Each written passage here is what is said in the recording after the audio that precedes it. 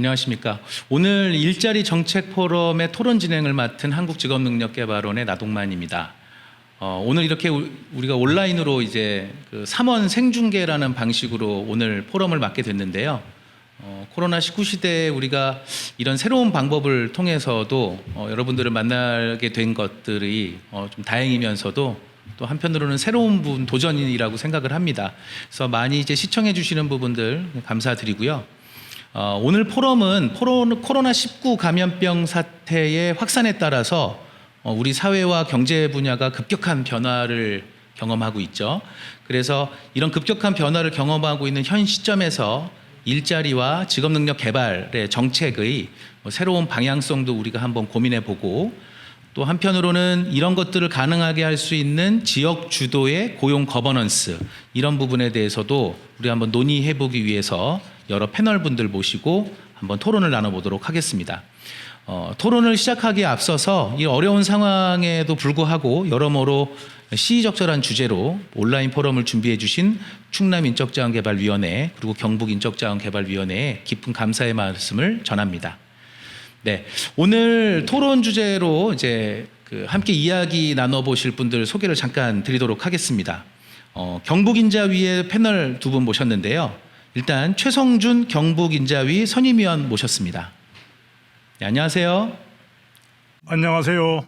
경북인자위 선임위원 최성준입니다. 그리고 대구경북연구원의 도청센터장으로 계신 김용현 박사님 모셨습니다. 예, 안녕하세요.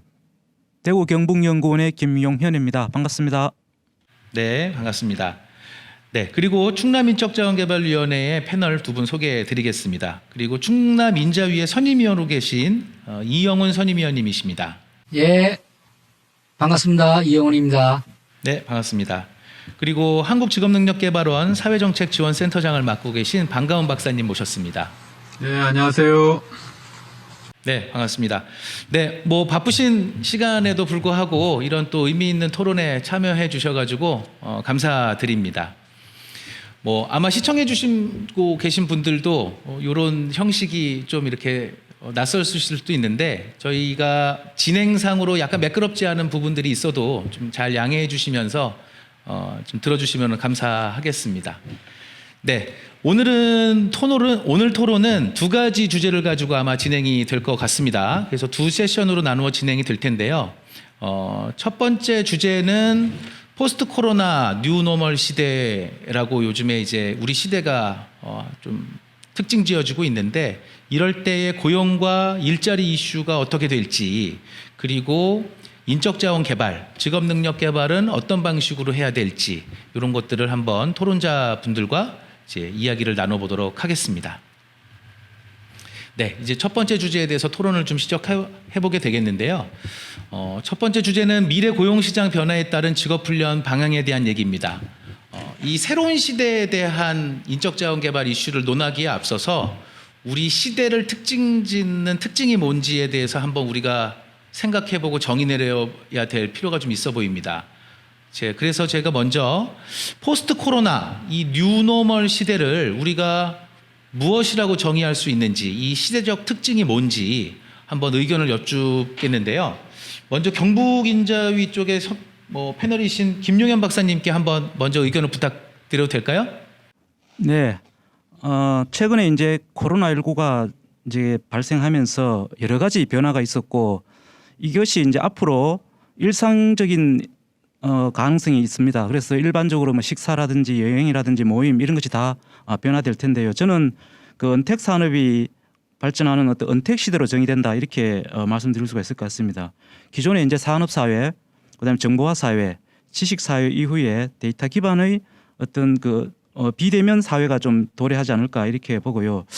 과거에 이제 어떤 연구에 의하면은 정보통신 기술이 발달하면은, 왜냐하면 사람들이 비대면으로 이제 전화를 한다든지 또 IT로 기기로 이렇게 연결되기 때문에 사람들이 모여 살 필요가 없다. 그리고 도시가 소멸할 것이다. 이런 연구가 있었습니다. 그런데 실제적으로 이제 이것을 실증 분석을 해보니까 그렇지 않더라는 것이죠.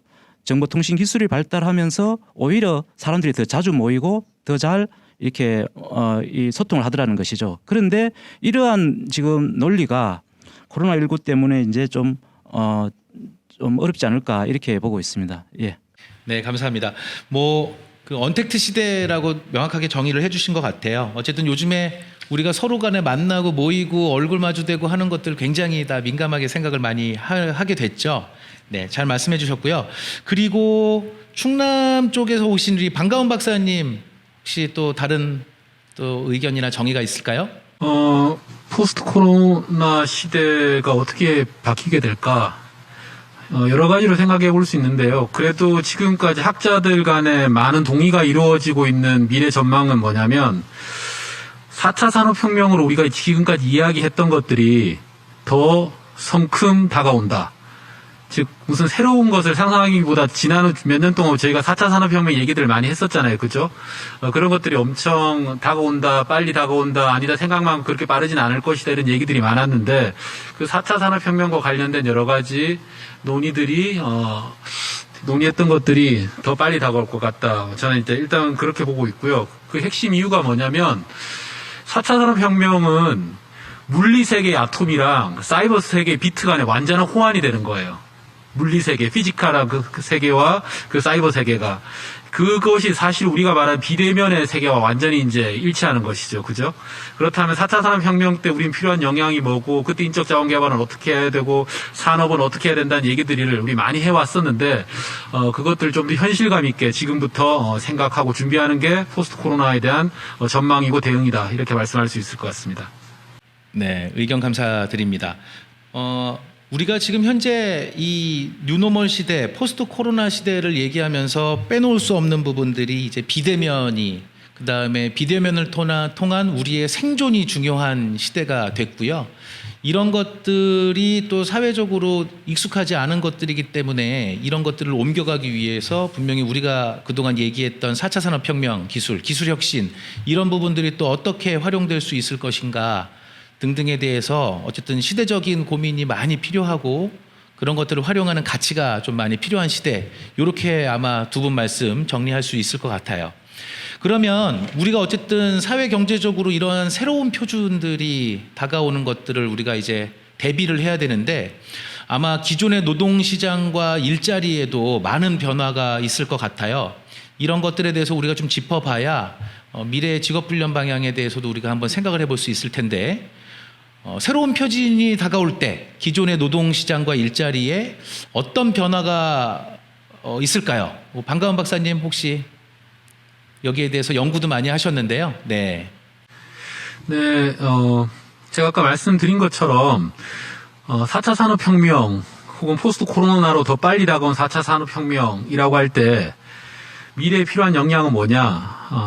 단언하기는 쉽지는 않지만 이런 경향은 분명히 있다라고 말씀드릴 수 있을 것 같습니다. 무슨 얘기냐면 과거에는 좀 스페시픽한 거, 특수한 역량, 특수한 스킬들이 되게 중요했지만 지금은 문제 해결이라든지 창의력이라든지 의사소통 같은 좀 더 제너럴한 스킬, 스스로 학습할 수 있는 스킬, 이런 것들이 훨씬 더 중요하다라고 말씀드릴 수 있을 것 같습니다.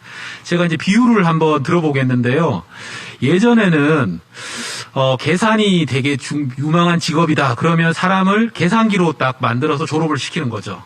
그 다음에 문서 작업이 되게 미래 중요한 능력이다. 그쪽이 일자리가 많겠다. 그럼 사람을 타자기로 만들어 졸업을 시키면 됩니다.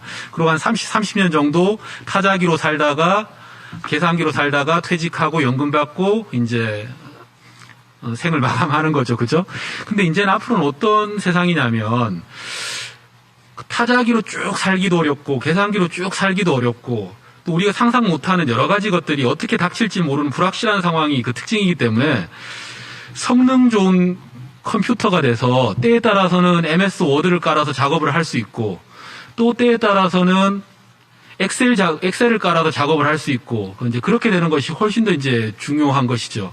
그리고 한 가지 더 말씀드리면 서로 의사소통하고 협업하는 능력이 아주 중요합니다.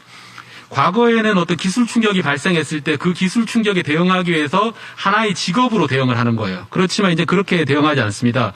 기경제 이런 얘기에서 나오듯이 나의 능력 1번, 3번과 남의 능력 2번, 4번을 합쳐서 하나의 어떤 기술 충격 요구에 대응을 해야 되는 겁니다. 마치 영화 시장에서 영화 감독이 이 조명은 누구를 부르고 영화의 상황에 따라서 이렇게 어떻게 하듯이 이제 그런 것들이 지금 일부 연구자들이나 고숙련 직종에서 벌어지던 것들이 좀 더 일상화될 것이다. 그렇다면 내 능력을 잘 갖추는 것도 중요하지만 또 내 능력을 가지고 서로 의사소통하고 그것을 통해서 협업을 통해서 성과를 내는 것. 그것은 또 단순히 내가 똑똑한 것과 또 다른 차원인 것이거든요.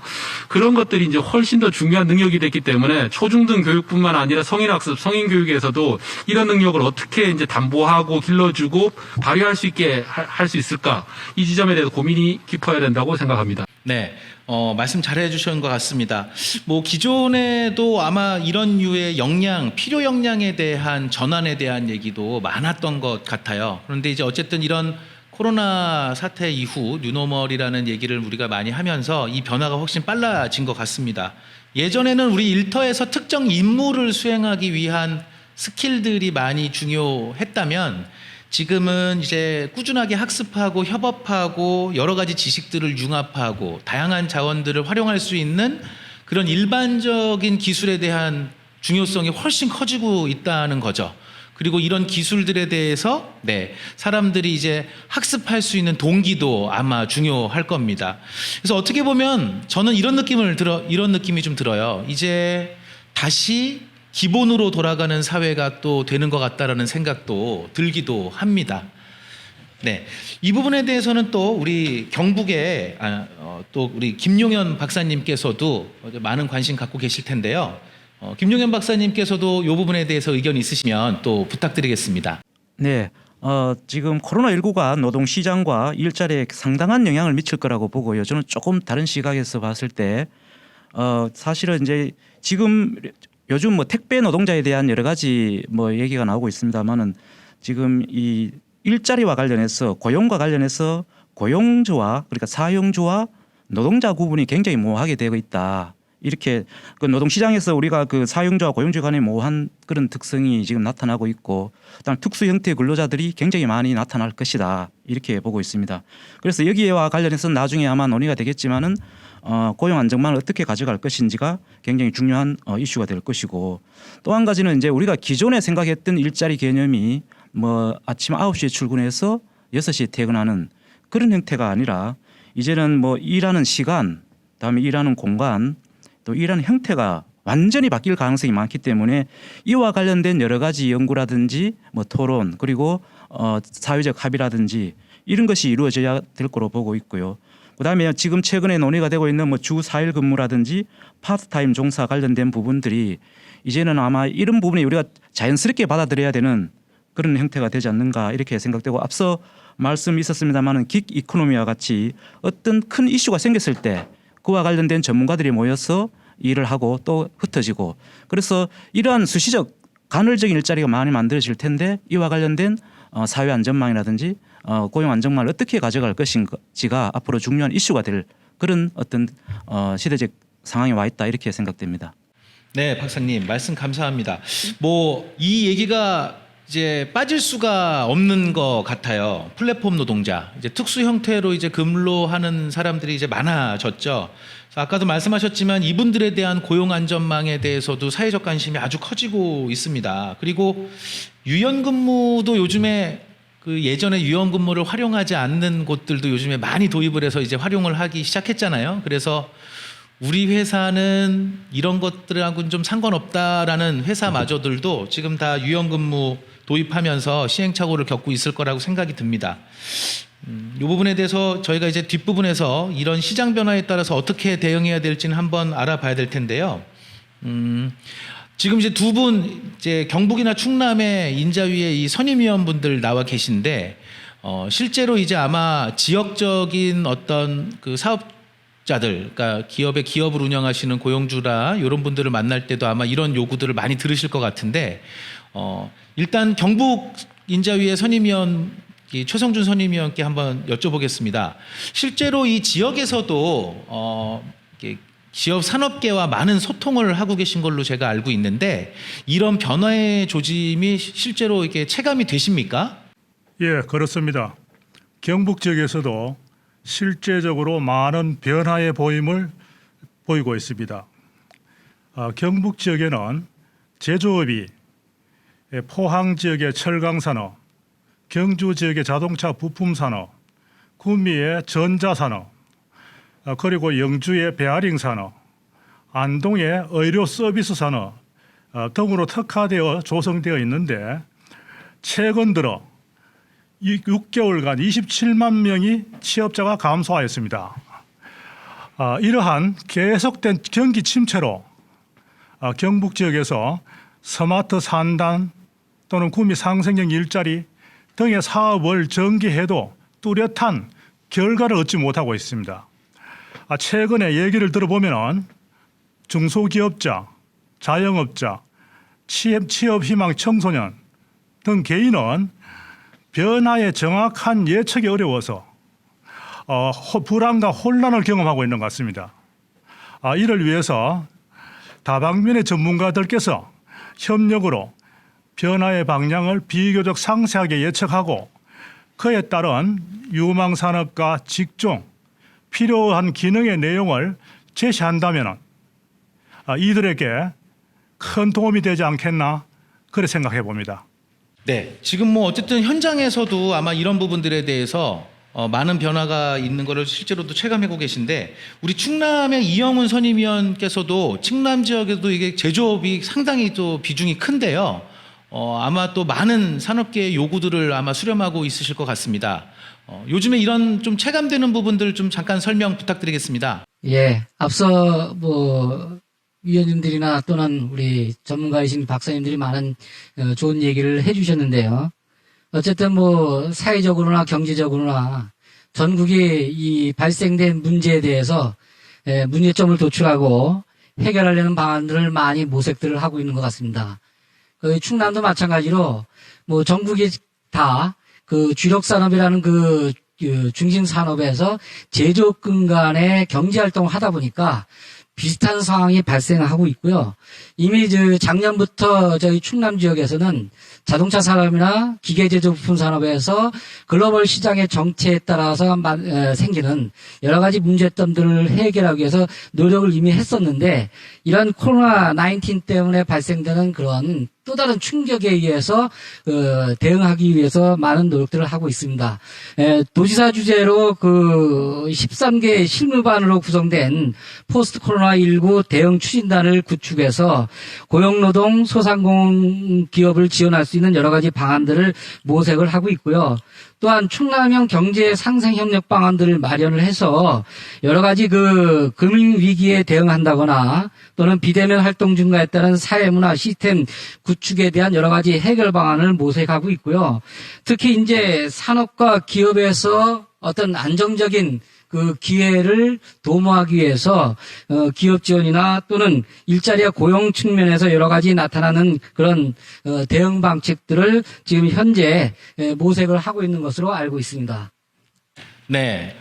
대부분 요즘 지역들이 이 코로나19 때문에 어려워진 경기에 대한 대책과 그 실현 그리고 이제 중소기업들 특히 중소기업들에 대한 지원을 하는데 이제 지금 현재 여념이 없죠.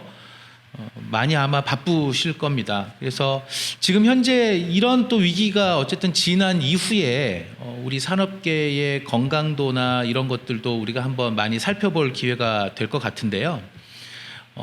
아무래도 이제 이 포스트 코로나 이후 포스트 코로나 시대에 우리 사회에서 어쨌든 일하는 방식의 변화는 어떤 방식으로든지 일어날 것 같습니다. 그렇죠?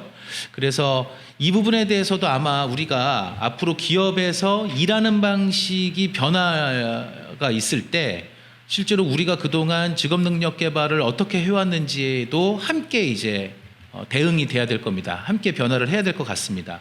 그래서 아마 이 부분에 대해서 제가 한번 또 여쭤보고 싶습니다. 아마 이 뉴노멀 시대 또 포스트 코로나 시대에 기업들은 이제 새로운 방식으로 일을 하려고 할 겁니다. 그래서 기존에 우리가 시간적으로나 공간적으로나 이렇게 제약을 받던 방식에서 아마 이 이후에도 이런 경험을 토대로 우리가 많은 사람들이 한꺼번에 모여서 뭔가 하거나 또 그런 일터는 많은 방식으로 이제 개선이 이루어질 것 같죠. 그래서 어쨌든 이런 부분에 대해서 우리가 앞으로 어떻게 직업 능력 개발을 해야 되고 인적 자본에 대한 투자를 어떻게 해야 되는지 나름대로 방향 수정이 좀 필요할 것 같은데요. 제가 일단은 이 부분에 대해서 또 많은 연구를 해오신 직업능력개발원의 우리 반가원 박사님께 한번 여쭤보고 싶습니다. 반 박사님, 아마 이런 시대적 변화에서 우리가 기존의 직업능력개발, 인적자본 투자의 방식이 어떤 한계가 있고 그리고 어떤 식으로 패러다임 전환이 이루어져야 되는지 우리 쉽게 좀 설명해 주실 수 있을까요? 네, 근데 질문이 두 가지가 지금 섞여 있는데요. 포스트 코로나 시대에 일하는 방식이 어떻게 변할 것이냐라는 질문과 그에 따라서 인적 자원 개발은 어떻게 바뀌어야 할 것인가, 이 두 가지 질문이 지금 섞여 있는 상태인데 하나씩 말씀드리겠습니다. 먼저 포스트 코로나 시대에 일하는 방식은 조금 더 자율과 재량이 많은 방식으로 변화해야만 하고 할 수밖에 없을 것이다. 그렇지만 또 저항이 만만치 않을 것이다. 이렇게 말씀드릴 수 있을 겁니다. 왜냐하면 원격 근무, 재택근무, 이것의 핵심은 뭐냐면 자율과 재량의 어떤 근무 형태의 어떤 하나의 버전인 거예요. 그죠? 보통 일반적인 위계적인 기업 조직에서 경영권이 갖는 함의의 핵심은 뭐냐면 노동자가 갖는 시간 주권에 대해 경영자가 돈을 주고 다 통제를 하는 겁니다. 너는 월급을 줬으니 너의 시간은 근무 시간 동안 너는 나에게 나의 이윤을 벌기 위해서, 매출을 올리기 위해서 일을 해라. 개개인 한 명이 갖는 시간 주권에 대해서 이제 경영자가 경영권이라는 이름을 통해서 이제 통제를 하는 것인데, 그 시간 주권을 일정 정도 포기를 하는 거예요. 유연 근무를 한다는 얘기, 재택 근무를 한다는 얘기는. 왜냐하면 내 눈에 이제 안 보이는 건 거죠. 그죠? 그렇다면 이런 유연 근무와 재택 근무는 어떤 그 겉으로 드러나는 현상인 것이고, 그 본질은 뭐냐면 과연 노동자들에게, 근로자들에게 조금 더 많은 자유를 주고 재량을 주는 방식으로 경영 관리를 과연 해낼 수 있을 것인가? 경영자들이 그걸 할 수 있을 것인가? 과연 그런 노사관계의 신뢰가 구축되어 있는가라는 측면이 아주 중요하다고 봅니다. 그게 이제 안 되어 있으면 겉으로는 원격 근무, 겉으로는 온라인 근무, 재택근무인 것처럼 보이지만 불신의 비용을 어마어마하게 지불하는 방식으로 서로 이제 경영이 될 거예요. 예를 들면 어떤 공기업에서 30분마다 엔터를 쳐라. 네가 모니터 앞에 있는지 없는지 내가 널 확인해야겠다. 난 널 못 믿겠다.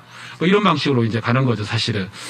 결국은 핵심은 뭐냐면 앞으로 포스트 코로나 시대에 살아남는 기업들은 조금 더 수평적인 조직 문화, 자율과 재량을 주면서도 충분히 노동자를 동기부여시키고 그걸 통해서 이윤을 창출해내고 또 노동자들도 또 행복감을 느끼는 방식으로 경영을 해낼 수 있는 기업과 옛날 방식으로 통제하고 관리해서 당근과 채찍으로만 그 관리하는 방식 간의 그 격차가 훨씬 더 커질 것이다 라고 이제 볼 수 있습니다. 그러면 또 이어서 그렇다면 어떤 능력이 필요한가? 아까 쭉 말한 것처럼 스스로 학습하고 스스로 동기부여되고 스스로 열심히 일할 수 있는 노동자가 아주 중요하겠죠. 이런 것은 채용 과정에서부터 그런 시그널을 노동자들한테 분명히 줘야 되는 거고요. 채용, 인사보상, 평가 같은 과정에서도 그래야 되고, 그다음 인적 자원 개발 측면에 있어서도 어떤 집체 훈련이나 이런 어떤 규정화되고 틀에 잡힌 방식보다 노동자가 스스로 내가 원하는 것을 찾아서 학습하고 그 학습한 것을 강의실에서 끝나는 것이 아니고 현장에서 활용하고 동료들과 나눠서 끊임없이 다시 또 재생산해내고 배움의 결과를 그런 기업 문화를 같이 해나가야 되는 거고, 정부 지원 기업 교육 훈련 방식도 장기적으로는 크게 보면 이것들을 그럼 어떻게 해낼 수 있을까? 라는 쪽으로 이제 가져야 되겠습니다. 조금 더 구체적인 내용들은 그다음 또 토론 이후에 시간이 되면 제가 더 말씀드리도록 하겠습니다. 네, 말씀 잘 들었습니다.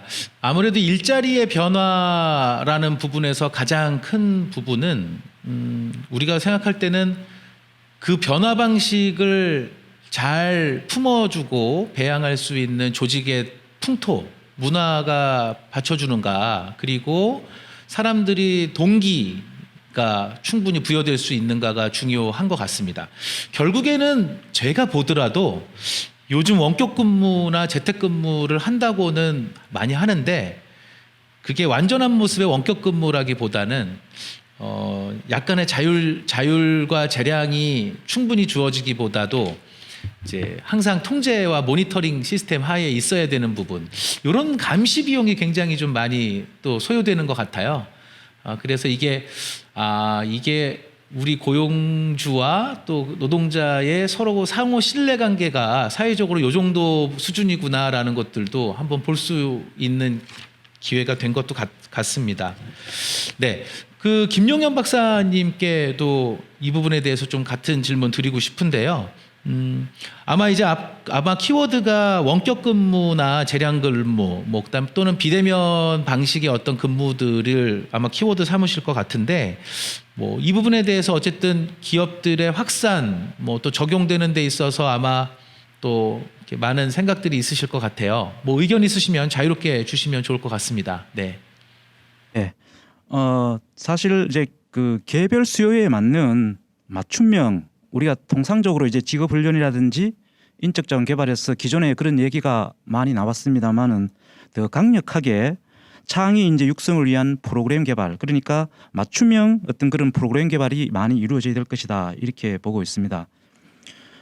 특히 이제 그 새로운 형태의 지금 관련된 일자리라든지 4차 산업혁명 관련해서 여러 가지 다양한 그런 내용들이 나오는데, 거기에 맞는 교육 훈련 체계가 아직까지 완벽하게 갖추어져 있지 않고, 또한 그 디지털 인재 플랫폼 지원을 위한 창의 인재 육성, 그러니까 미래 직업에 대한 어떤 그런 창의 인재 육성 프로그램이 개별적으로 이루어져야 된다고 보고요. 또 한 가지는 이제 중요한 것이 기존의 인력들에 대한 그러니까 현재 노동자 근로자들에 대한 그 전직 지원이라든지 직업 교육이 굉장히 중요하다고 봅니다.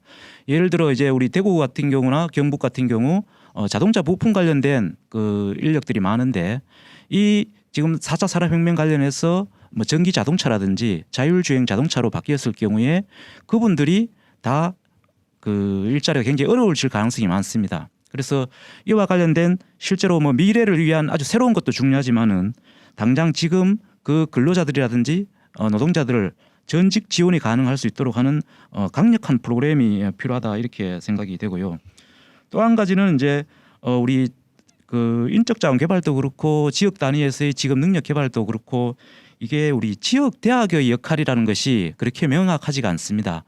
우리가 지역 인적 자원 개발이라고 하면 단기적으로 그냥 직업 훈련 교육 정도로 이렇게 치부하는 경향이 있습니다. 그런데 아까 4차 산업혁명이라든지 뭐 코로나19 이후에 뭐 새로운 생명 소재 산업이라든지 뭐 이런 첨단 관련된 부분은 실제로 대학이 중요한 그 교육 프로그램이 이루어져야 되고, 이런 것들이 어떻게 보면 뭐 원격이라 그럴까, 하여튼 이러한 좀 우리가 비대면 교육과 관련된 그런 콘텐츠 같은 경우들이 많이 이루어져야 될 텐데, 그런 부분이 좀 미약한 부분이 있고, 또 우리 지역 단위에서 보면은 그 산업과, 그러니까 기업이죠, 기업과 학교와 연구기관과 연구지원기관, 그다음에 이제 우리 지자체, 이런 산학 연관들이 실제적으로 이제는 협력이 아니라 일체화가 되어 가지고 그 수요와 공급에 맞는 그런 그 교육 훈련 프로그램이 진행돼야 되지 않나, 이렇게 보고 있습니다.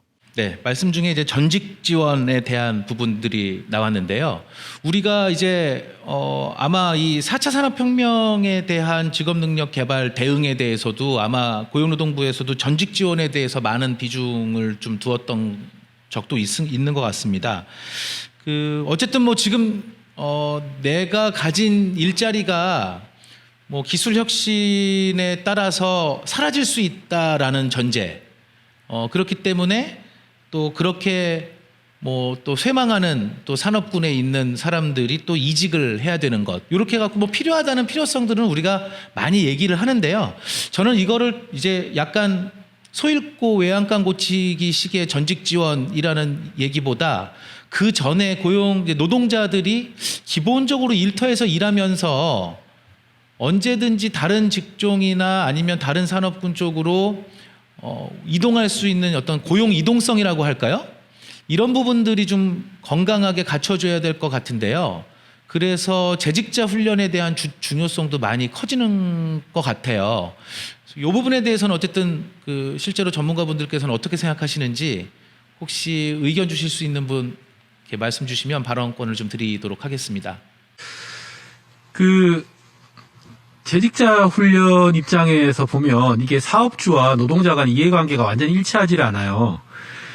무슨 얘기냐면 사업주는 어떤 교육 훈련을 배워서 우리 회사만을 위해서 우리 회사의 생산성을 올리기 위한 그런 능력을 좀 길렀으면 좋겠다, 이런 생각이 드는 거고요.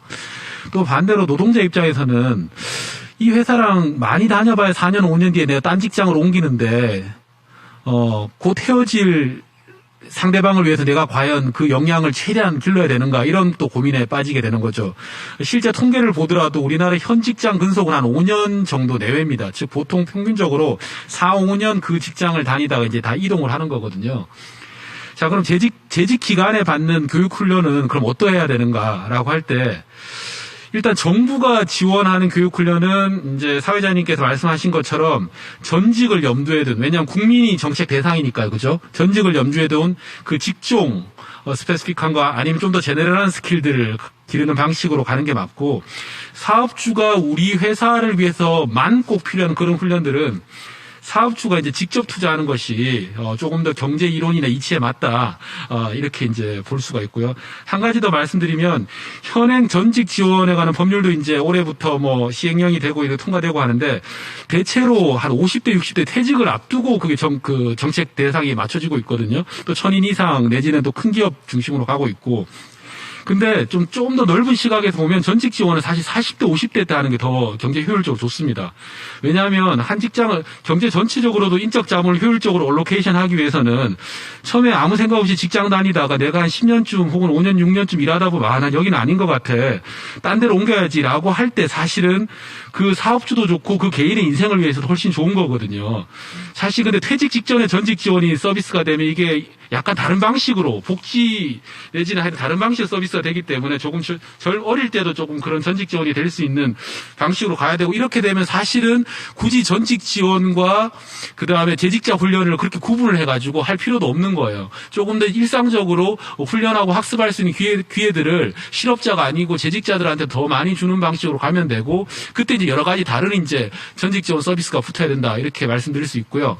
하나만 더 말씀드리면, 이런 것들을 해결하기 위해서 제도적으로 접근하는 방법이 있고, 미국 같은 나라는 또 제도적 전통보다는 기업이 직접 하는 걸 선호하잖아요. 그죠? 우리가 잘 알고 있는 이번 코로나 때 유명해진 더 이제 기업이 커진 아마존 같은 경우에는 놀랍게도 기업의 복지제도 중에 하나가 우리 회사가 아닌 딴 회사로 이직하기 위한 교육훈련비를 1년에 한 800만 원 정도 줍니다. 대단한 거죠, 사실은. 근데 그게 장기적으로 보면 아마존한테도 훨씬 좋은 겁니다. 왜냐하면 이 회사 싫어서 계속 딴 생각하고, 그런 경우 사실은 서로 동료 간에도 나쁜 영향을 미치거든요. 그러면 서로의 행복을 위해서도 딴 데로 옮기고, 다만 그 돈을 오히려 회사가 또 지원해주고, 국가가 지원하는 게 아니고요. 그죠? 물론 이제 한국 현실이랑은 조금 차이가 있는데, 어쨌든 기본적으로 전직 지원에 대해서 국가는 조금 더 적극적으로 생각할 필요가 있고, 이것은 기존 재직자 훈련 따로, 뭐 5, 60대가 돼서 나오는 전직 훈련 따로가 아니고, 현직에 있는 노동자들의 일반적인 역량들을 어떻게 더 기를까라는 그 고민의 틀에서 좀 더 고민하는 게 좋겠다, 이렇게 생각합니다. 네. 일단 뭐 전직 지원이 위기 상황 닥친 다음에 뭐 이루어지는 그런 것보다는 미리미리 가장 효과가 좋을 40대, 50대 이런 시기에 예방하는 차원에서 이루어질 필요가 있다는 말씀이었고, 그리고 회사에서 필요한 지식, 좀 이렇게 스페시픽한 지식이라고 하는데, 어떤 특정 회사의 과업을 수행하기 위해서 필요한 그 특정 지식을 가르치는 거는 회사가 부담하는 게 맞다. 그리고 기본적으로 노동자에게 축적되는 어떤 숙련이나 지식, 역량들은 국가가 지원해 주는 게 좀 타당하다는 논리. 저도 이런 부분 많이 동의를 이제 합니다. 근데 하지만 이런 부분들이 이제 이론적으로는 당위적이기도 한데요. 실제로 이제 우리나라 기업들이 인적 자본에 어떤 투자 의향을 갖고 있고 인식이 어떤지도 상당히 중요할 것 같아요. 이 부분은 아마 충남이든 이제 경북이든 인자위에서도 재직자 훈련들을 상당히 많이 실시하고 있고요. 지역의 어떤 사업주들과의 뭐 관계, 네트워크도 충분히 이제 통해 갖고 의견 수렴하고 계시고, 그리고 지금 지산맛 훈련이라는 어떤 사업을 통해서 지역에서 재직자 훈련 규모가 아마 꽤 되는 걸로 저는 알고 있습니다. 충남, 경북도 그 부분에 또 상당한 실적을 가지고 있는데, 두 분 선임위원들께 조금 질문을 드리고 싶습니다. 실제로 이제 이런 그 변화가 다가올 때 기업에서도 새로운 기술과 일하는 방식이 적용될 때 기업들도 아마 그런 방식들을 자기 직원들이 잘 활용할 수 있게 만들어지는 게 되게 중요할 것 같아요. 그런 새로운 일하는 방식에 대해서 직원들이 잘 습득해서 활용할 수 있도록 하는 게 어떻게 보면 그 노동자들, 자기 직원들에 대한 교육훈련 투자로 이루어지는 게 마땅할 텐데 지금 현재 그런 수요가 발생하고 있는지, 그리고 그런 투자가 또 활성화될 조짐이 있는지, 아니면 오히려 위축돼서 사람에 대한 투자가 또 줄어들고 있는지, 저는 현장에서의 모습이 좀 궁금합니다. 좀 두 분 선임위원들께 제가 여쭤보겠고요. 먼저 경북인자위의 우리 최성준 선임위원님께 먼저 답변을 부탁드려도 될까요? 예, 경북 지역의 각 기업에서도 재직자 훈련에 많은 관심을 보이고 있습니다. 왜냐하면은 산업이 여러 가지로 변화함에 따라 그에 맞게 기술을 정진하고 새로운 기술을 습득해야만이 경쟁력에서 뒤떨어지지 않기 때문입니다. 그러나 실제에 있어서 재직자 훈련은 많은 어려움을 가지고 있습니다. 제일 큰 어려움은 재직자 훈련을 받는 그 기간에 근무 공백을 어떻게 메울 것인가 하는 그것이 제일 큰 문제이고, 그다음에 그것을 어느 정도 이제 완화하기 위해서 근무 시간 외에 훈련을 받는다고 하더라도 그 근로자에게 임금에 상당하는 금품은 어떻게 지급해야 할 것인가, 이것을 주로 국가기관에 지원해 줄 것을 요청하는 경우가 많습니다. 두 번째는 어려움은 재직자 훈련을 받고 싶어 해도 훈련을 적합한 그 훈련 과정이나 훈련 강사를 갖다 구할 수 있다라든가, 또 지역적으로 떨어져 있어 가지고 훈련 장소까지 이동하기가 어려운 점, 그런 점들이 많습니다. 그래서 재직자 훈련을 좀 더 정진시키기 위해서는 좀 더 현실적으로 교육 과정이라든가 교육 시설이라든가 교육 편의를 위한 노력을 해야 될 것 같고, 근무 공백에 대해서는 대체 인력에 대한 비용을 지원해 주는 것이 좋지 않을까 하는 그런 생각이 듭니다. 앞서 말씀드렸지만은 재직자 훈련은 산업과 기술의 변화에 따라 기업에서 그 부분을 놓치게 되면 그만큼 경력이 뒤떨어지기 때문에 매우 중요한 부분이기 때문에 적극적인 지원이 필요하지 않나, 그렇게 생각합니다. 네. 충남 경북 쪽에 어떤 선임위원께서 말씀해 주셨는데요. 중소기업들의 지금 현실이 아마 여기서 다 드러나는 것 같습니다. 이 부분은 아마 충남인자위의 우리 이영훈 선임위원님 말씀 듣고 한번 같이 점검을 해보도록 하겠습니다. 이영훈 선임위원께 또 충남 지역 상황, 또 산업계 상황들 말씀 부탁드리겠습니다. 예, 앞서 좋은 말씀들을 많이 해주셨는데요. 예, 지역 차가 있는 것이 아니라 어느 지역이건 비슷한 상황일 겁니다. 지역의 산업 구조보다도 그 산업의 적정 수준의 역할을 분담하는 기업의 구조가 대부분 한 7, 80%가 중소 영세 기업일 겁니다. 그들이 요구하는 그 직무 형태는 대부분 그 중에서도 7, 80%가 단순 직능형이고, 그리고 10 내지 20%가 전문 직무형입니다. 그래서 지역 산업 맞춤형 사업도 보면 그 재직자 훈련 훈련 중에 그런 단순 직무형 형태의 그 생산성을 증가시키는, 고용주 입장에서 보면은 생산성이 증가되면서 이익을 많이 매출을 내는 쪽으로 교육 훈련을 진행을 할 거니까, 그런 과정에서 보면은 단순 직무형보다는 기능형에 초점을 맞춰서 재직자 훈련을 시켜야 되는데, 또 보면은 고용주 입장에서는 생산성을 증가시키고 빨리 매출을 늘려야 되니까 이마저도 고용주의 의지가 있지 않으면 이 사업도 진행하기가 힘들 겁니다. 참여하기도 힘들 거고요. 그 중에서 이제 전문 직무형은 대부분 제품의 기술 개발하는 직종이기 때문에 인원수가 작고 또 수요도 적을 걸로 생각합니다. 그래서 제가 보기에는 우선 기업을 운영하는 기업 고용주들의 의식 구조가 개선이 되지 않으면 여러 가지 교육훈련 방법이나 또는 그 교육훈련 관계엔 여러 가지 투자의 문제에 있어서도 톱다운 방식의 중앙정책의 일관적인 진행보다는 밑으로부터 바텀업 방식의 어떤 기업들의 요구사항을 적절히 적용시켜서 새로운 지역산업 또는 기업 현장 맞춤형으로 재직자 훈련 교육을 진행하는 것이 좋다고 봅니다. 예, 이상입니다. 네, 두 지역의 또 이 우리 인적자원개발위원회 선임위원분들의 말씀을 들어보면 지역적 차이가 없습니다. 이 중소기업들의 어려움에는 이런 생각이 좀 듭니다. 일단은 뭐 당연한 현상이겠죠. 뭐 기업에서 새로운 기술의 도입들이 이제 급속하게 이루어지면서 뭔가 이제 교육 훈련에 대한 수요도 당연히 늘고 있고 한데 실제로 이제 중소기업들은 대부분 이 인력들이 충분하게 이제 갖춰져 있지 않고 항상 빠듯하게 어쨌든 인력 구조를 갖고 있기 때문에 누가 이제 교육 훈련을 간다고 해서 자리를 비우면 그 자리가 비는 데를 누군가 이렇게 채울 사람이 이제 여유가 없는 상황이 이제 많이 이제 처하게 되는 거죠. 뭐 이 부분에 대한 문제는 이제 과거에서부터 우리가 많은 문제점으로 인식해 오고 있었는데 저는 이게 이제 어떻게 보면 우리 영역에서만 풀 문제라기보다는 그 우리나라 산업 구조, 대기업과 중소기업의 원하청 구조와 뭐 약탈적인 이제 원하청 구조라고 하죠. 적절하게 이제 중소기업도 인적 자본에도 투자하면서 인프라에도 좀 투자할 그런 수익들이 보장돼야 되는데 이런 부분들이 좀 어려운 부분들도 묶여 있는 것 같습니다. 그렇기 때문에 교육 훈련에 대한 어려움들이 이제 점점 커지고 있고 아마 그리고 지금 현재 재직자들에게 그 필요한 훈련 과정들도 아마 시장에서 찾기가 참 힘든 것 같습니다.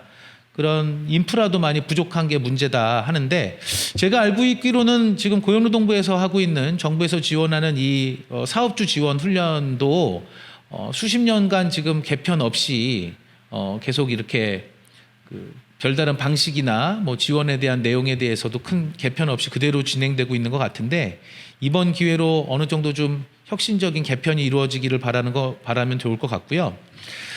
네, 그리고 아까도 말씀하셨지만 이 고용주의 의지를 많이 이제 중요하게 말씀하셨어요. 결국에는 지금 현재 누구에게 훈련에 대한 투자를 하고 훈련 시간을 뭐 할당한다고 할까요? 누구에게 그런 걸 허락하는 부분들이 대부분 권한이 이제 사용자에게 있습니다. 그렇죠?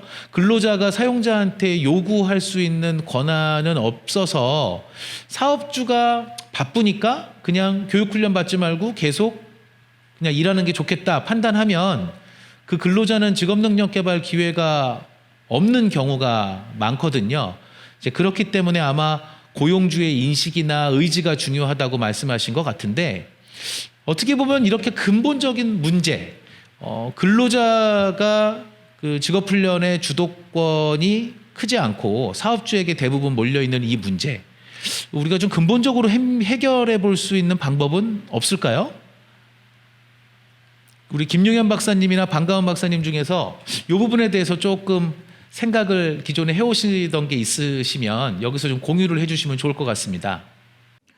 예, 대구 경북연구원의 김용현입니다. 제가 좀 말씀을 드리겠습니다. 그 앞서 말씀하셨다시피 실제로 우리가 고용 일자리는 어떻게 보면은 산업 구조 전체 측면에서 봤을 때 약간의 그 파생적 수요 개념으로 우리가 볼 수가 있고 앞에 우리 사위원님께서 말씀하셨다시피 이게 원하청 구조라든지 우리 대구 경북 지역만 하더라도 그 완성차가 있는 울산에 대한 뭐 1차 밴드, 2차, 3차 밴드 이렇게 쭉 기업들이 있습니다. 그러다 보니까 거기에 맞추다 보니까 이제 어떻게 보면 그 빠듯하게 근로자들을 돌려야 하는 그런 부분이 있는 것 같습니다. 그런데 이런 구조로 갔을 때는 향후에 어느 완성차도 그렇고 지역에 있는 1차 밴드, 2차 밴드 부품업체도 마찬가지다. 그래서 결국은 이 구조를 바꾸기 위해서는 그 산업 구조하고 같이 고용 일자리 부분이 사실은 같은 방향으로 우리가 논의를 하고 진행을 해야 되는데 이게 그렇지 않다는 것이죠. 그리고 기업 입장에서 봤을 때도 당연히 어떤 근로자를 교육 훈련 시키면 이 친구가 또 더 회사를 나갈 가능성이 많다고 이렇게 생각하시는 거죠. 그렇기 때문에 또 근로자 입장에서는 거기에 대한 인센티브가 없고 그래서 저는 이제 이런 그 내용들을 정부에서도 그렇고 우리 지자체에서도 우리가 뒤에 나오겠지만 지역 고용 거버넌스를 얘기를 하겠지만은 이게 사실은 그 업종이라든지 직종별로 해서 그쪽과 교육과 연계한 어떤 교육훈련 프로그램이라든지 이런 운영 체계가 이루어지지 않고 있습니다. 물론 이게 굉장히 어렵기 때문에 그리고 우리 지역에서도 그렇고 이런 거에 대한 그 훈련이라든지 뭐 연습이 안 돼 있는 부분도 있고요. 유럽과 다르게. 그래서 이게 아마 코로나19와 관련돼서 이런 한번 논의를 해서 좀 진행할 수 있는 어떤 틀을 만들어야 되지 않을까 이렇게 생각하고 있습니다. 예. 예. 저도 이어서 말씀드리면요. 앞에 선생님께서는 좀 거시적인 이야기를 해주셨기 때문에 저는 조금 더 미시적인 이야기를 하도록 하겠습니다. 왜 훈련을 안 시키는가? 시간이 부족하다, 뭐 비용이 없다, 금방 회사를 나가는 것 같다 등등 여러 가지 표면적인 이유들이 있는데 아주 근본적으로 따지면 훈련에 투자한 비용 대비 내가 얻는 것이 그만큼 크지 않다고 생각하기 때문에 그런 거예요. 예를 들면 아무리 내가 돈이 없고 그래도 은행 이자율이 옆에 은행에 갔더니 수익률이 20%네 무조건. 그러면 먹는 거 줄여서라도 은행에 내겠죠. 바보가 아닌 이상. 그죠? 내가 아무리 가난해도 20% 수익을 어디서 얻겠습니까? 요즘 1% 2%도 안 하는데. 그런데 사업주 입장에서는 뭐냐면 교육훈련에 들어가는 비용 대비 그만큼 이익을 얻을 자신이 일단 없는 겁니다. 이때 이제 비용이라는 거는 단순히 교육훈련대 보이는 그 비용도 있지만 생산 손실에 따른 암묵적 비용 이런 거 있겠죠. 그죠? 교육훈련 시간에 보내는 거. 그 다음에 교육훈련을 통해서 얻는 이득이라는 거는 한 번에 얻는 이득이 아니고 장기에 걸쳐서 이렇게 올해도 얻고 내년에도 얻고 후내년에도 얻고 이런 거 아니에요. 그죠? 인적 자본의 축적을 통한 이득은. 근데 이 친구가 최소한 5년 정도는 지나야 이게 내가 손익계산 딱 해서 비용 대비 투자 대비 뭔가를 얻는데 3년 뒤에 만약에 떠날 가능성이 아주 크다. 그럼 또 그럴 수가 없는 거예요. 또 하나 더 말씀드리면 우리 회사의 그 생산 방식 자체가 숙련 내지 인적 자본을 통해서 뛰어난 인적 자본을 통해서 이익을 얻는 구조가 아니고 그냥 갈아 넣는 방식인 거죠. 그냥 뭐 몸으로 떼어가지고 열심히 노동 시간을 늘리기만 해서 한다. 그럼 굳이 이제 숙련에 대한 투자보다는 그냥 몸 건강하고 말 잘 듣고 뭐 밤을 새서라도 하고 이게 훨씬 더 중요한 거죠. 즉 이런 방식이 이제 생산 방식의 문제, 그 다음에 노동 시장에서 과연 이제 노동자와 자본가 간의 장기 계약이 가능하겠는가의 문제, 여러 가지 것들이 이제 작동하는 거고요. 이때 그 핵심 원인은 뭐냐면 인적 자본이 갖는 그 재산권이 불안정 계약이기 때문에 그렇습니다. 아무리 돈 없고 그래도 컴퓨터는 사주잖아요. 그죠? 설비는. 왜 사주냐면 컴퓨터는 만약 회사를 떠날 때 두고 갈 수가 있어요. 근데 인적 자본에 투자하는 사업주가 인적 자본을 사주지만 그거는 개인의 몸속에 뇌 속에 딱 박히는 거기 때문에 야, 너 우리 회사 3년 동안 다닐 동안 배웠던 인적 자본 다 두고 떠나. 컴퓨터 두고 떠나, 다 두고 떠나, 이게 안 된단 말이에요. 그러면 이건 항상 불안한 거고, 상호 신뢰가 안 돼 있으면 그런 장기적인 계약을 할 수 있는 그런 인적 자본 투자가 될 수 없는 겁니다. 자, 그렇다면, 아까 이제 말씀하신 거시적인 어떤 조정 기제도 중요합니다. 당연히 중요한 거고요. 지역 인자회를 통한 또 다른 방식으로 뭐냐면, 이런 미시적인, 장기적, 심리적 계약 관계를 어떻게 만들어낼 것인가, 사업주와 노동자 간에. 결국 그 핵심은 뭐냐면, 노동과 자본 간의 권한과 교섭력을 평등하게 만들어주는 겁니다. 무슨 얘기냐면 한 명은 엄청난 갑이고 한 명은 엄청난 을일 때 신뢰 내지는 서로 장기적 교환 관계는 성립하지 않아요. 서로 수평적이고 서로 언제든지 다른 데 떠날 수 있는 아웃사이더 옵션이 있고 그것을 서로 존중해 줄 때 사실 그럴 때 더 장기적 계약이 중요한 거고 그럴 때 더 탁월한 경영 능력이 중요한 겁니다. 리더십이 중요한 거고 진정한 리더십은 권한도 없고 돈도 없을 때 아랫사람을 따르게 만드는 거거든요. 그래서 어떻게 보면 앞에서 이제 경영자 인식 전환이라는 얘기를 하셨는데 또 다른 한편으로 그걸 약간 다르게 해석을 하면 경영자들의 좀 더 뛰어난 경영 능력일 수도 있는 겁니다. 따라서 어떻게 보면 재직자 훈련의 타겟팅이 경영자들의 어떤 경영 역량 강화 쪽으로도 좀 확대될 때 사실은 여러 가지 방식으로 우리의 돌파구를 아주 작은 데서부터 좀 찾아낼 수 있지 않을까 이렇게 생각을 합니다. 네, 말씀 잘 들었습니다. 이제 시청자들이 이제 질문도 올려주시는데요. 이 부분에 대해서는 뭐 이런 질문이 올라왔습니다. 결국에는 실무자 교육은 고용주가 얼마나 교육훈련에 대해서 중요성을 인식하고 있느냐, 교육비도 교육 비용이기 때문에, 그리고 고용주가 교육에 대한 인식이 낮은 경우에는 이걸 또 어떻게 풀어가야 되느냐라고 이제 질문 주셨는데, 아마 이제 두 박사님들께서 말씀하신 부분이 여기에 대해서 어느 정도 좀 답이 된 것 같습니다. 이제 한편으로는요, 우리가 어쨌든 근로자들이 필요에 의해서도 사업주가 결정을 해주고 말고를 떠나서 그가 독립적으로 스스로의 역량에 대해서 투자할 시간을 요구할 수 있는 권리, 이런 것들도 좀 우리가 법적인 그런 권리로서 어떻게 보장해 줄 수 있을지, 그런 부분들도 아마 사회적인 고민이 필요할 것 같습니다. 네, 두 분 박사님 말씀 또 감사하고요. 이제 마지막 질문 하고서 우리 잠깐 쉬게 될 텐데요. 아마 이제 자연스럽게 지금 말씀하신 지역적인 특성이나 이런 것들 중에서도 아까 이제 이영훈 선임위원께서도 잠깐 이제 비치셨는데, 결국에는 산업계에서 정말 필요로 하는 게 뭐고 어떤 애로사항들을 뭐 갖고 있는지, 어떤 어려움이 있는지에 대해서 잘 파악해서 그런 문제들을 해결할 수 있는 어떤 적절한 솔루션이 정책적으로 제시되는 게 중요할 것 같아요. 그런 의미에서는 역시 정부 주도적인 획일적인 정책 대안보다는 지역산업계의 목소리를 경청하고 거기에 특화된 문제 해결을 위한 대응 방안들이 좀 많이 나오면 좋을 것 같다. 결국에는 지역 주도형 어떤 거버넌스, 고용 정책이나 거버넌스에 대한 문제로 자연스럽게 이어질 것 같습니다.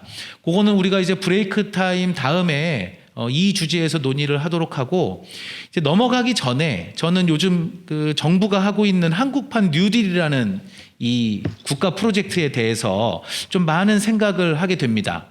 어떻게 보면 획기적인 국가 프로젝트라고도 생각이 들기도 하는데, 한편으로는 이런 포스트 코로나 뉴노멀 시대를 대비하기 위한 정부의 이 프로젝트가 과연 지역 산업계 또는 민간과의 충분한 협의와 사회적 합의를 통해서 이루어졌는가를 제가 스스로 한번 점검을 해보면 그거랑은 좀 거리가 멀지 않나, 이런 생각을 좀 저는 해봤어요.